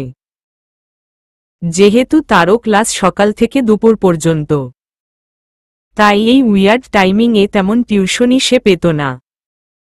হয় এক বিকালে, না হয় সন্ধ্যায় পাওয়া যায়। আর তাই সে আদ্রিকার বাকি ফ্রেন্ডগুলোকে আসলে নিতে পারেনি। আদ্রিকা তার নাচের স্টুডেন্ট। তবে সেদিনের পর ঐশী আদ্রিকার মার সহায়তায় যারা যারা নাচ শিখতে আগ্রহী তাদের নিয়ে একটা ব্যাচ করার সিদ্ধান্ত নেয়। সেই রাতের পরে সে ডান্স ক্লাস খোলার সিদ্ধান্ত নেয়। এতে তার নাচের শখটাও ঠিক থাকল, স্বাবলম্বীও হতে পারল। আদ্রিকার মার সহায়তায় সে আদ্রিকা বাদে আরও 4 জন স্টুডেন্ট পায়। ঠিক হয় তাদেরকে বিকাল 3টার পর নাচ শিখাতে হবে। এবার আর ঐশী লুকোচুরি না করে সাফ সাফ তার বাবা মাকে ডান্স ক্লাসের কথা বলে দেয়। যথারীতি তার বাবা মা নারাজ। মেয়ে বড় হয়েছে, এখন আর এসব নাচানাচি করা যাবে না। তাকে তো তারা কোনো অভাবে রাখেনি। কিন্তু ঐশী তার সিদ্ধান্তে অনড়। বাবার ধমক মায়ের মারেও এবার আর থামেনি সে। শুরু করে দেয় ডান্স ক্লাস। ফ্রেন্ডদের সহায়তায় একটা ছোট্ট রুম ভাড়া নেয়। সেখান থেকেই শুরু হয় নৃত্যশৈলী একাডেমি। ক্লাসের পর 2টা টিউশনি আর বিকালে নৃত্যশৈলী। টিউশনি দুটো ছাড়েনি ঐশী। না হলে দেখা যায় ডান্স ক্লাসের রুম ভাড়া দিয়ে তার হাতে আর তেমন কিছু থাকে না। তাই টিউশনিগুলো চালিয়ে যায়। এখন অবশ্য বেশ ভালো চলছে। 5 জন থেকে এখন 12 জন স্টুডেন্ট তার। এখন আর টিউশনিগুলো করার প্রয়োজন পড়ে না তার। ডান্স স্কুল থেকেই বেশ ভালো আয় হয়, তাই ঠিক করেছে এই মাস থেকে একটা টিউশনি ছেড়ে দিবে। কলেজে আজ নবীনবরণ অনুষ্ঠানের আয়োজন করা হয়েছে। কলেজ ক্যাটাগরির ঐশীর জন্য আজকের দিনটা অনেক স্পেশাল। তার ডান্স ক্লাসের স্টুডেন্টদের মধ্যে তার কলেজেরও কিছু স্টুডেন্ট আছে। তারা ইন্টার সেকেন্ড ইয়ারের। আজকের অনুষ্ঠানে তাদের একটা ডান্স পারফরমেন্স থাকছে। তা নিয়েই ঐশী খুব এক্সাইটেড। শাড়ি পরে রেডি হয়ে ঐশী বেরিয়ে পড়ে কলেজের উদ্দেশ্য। চলবে।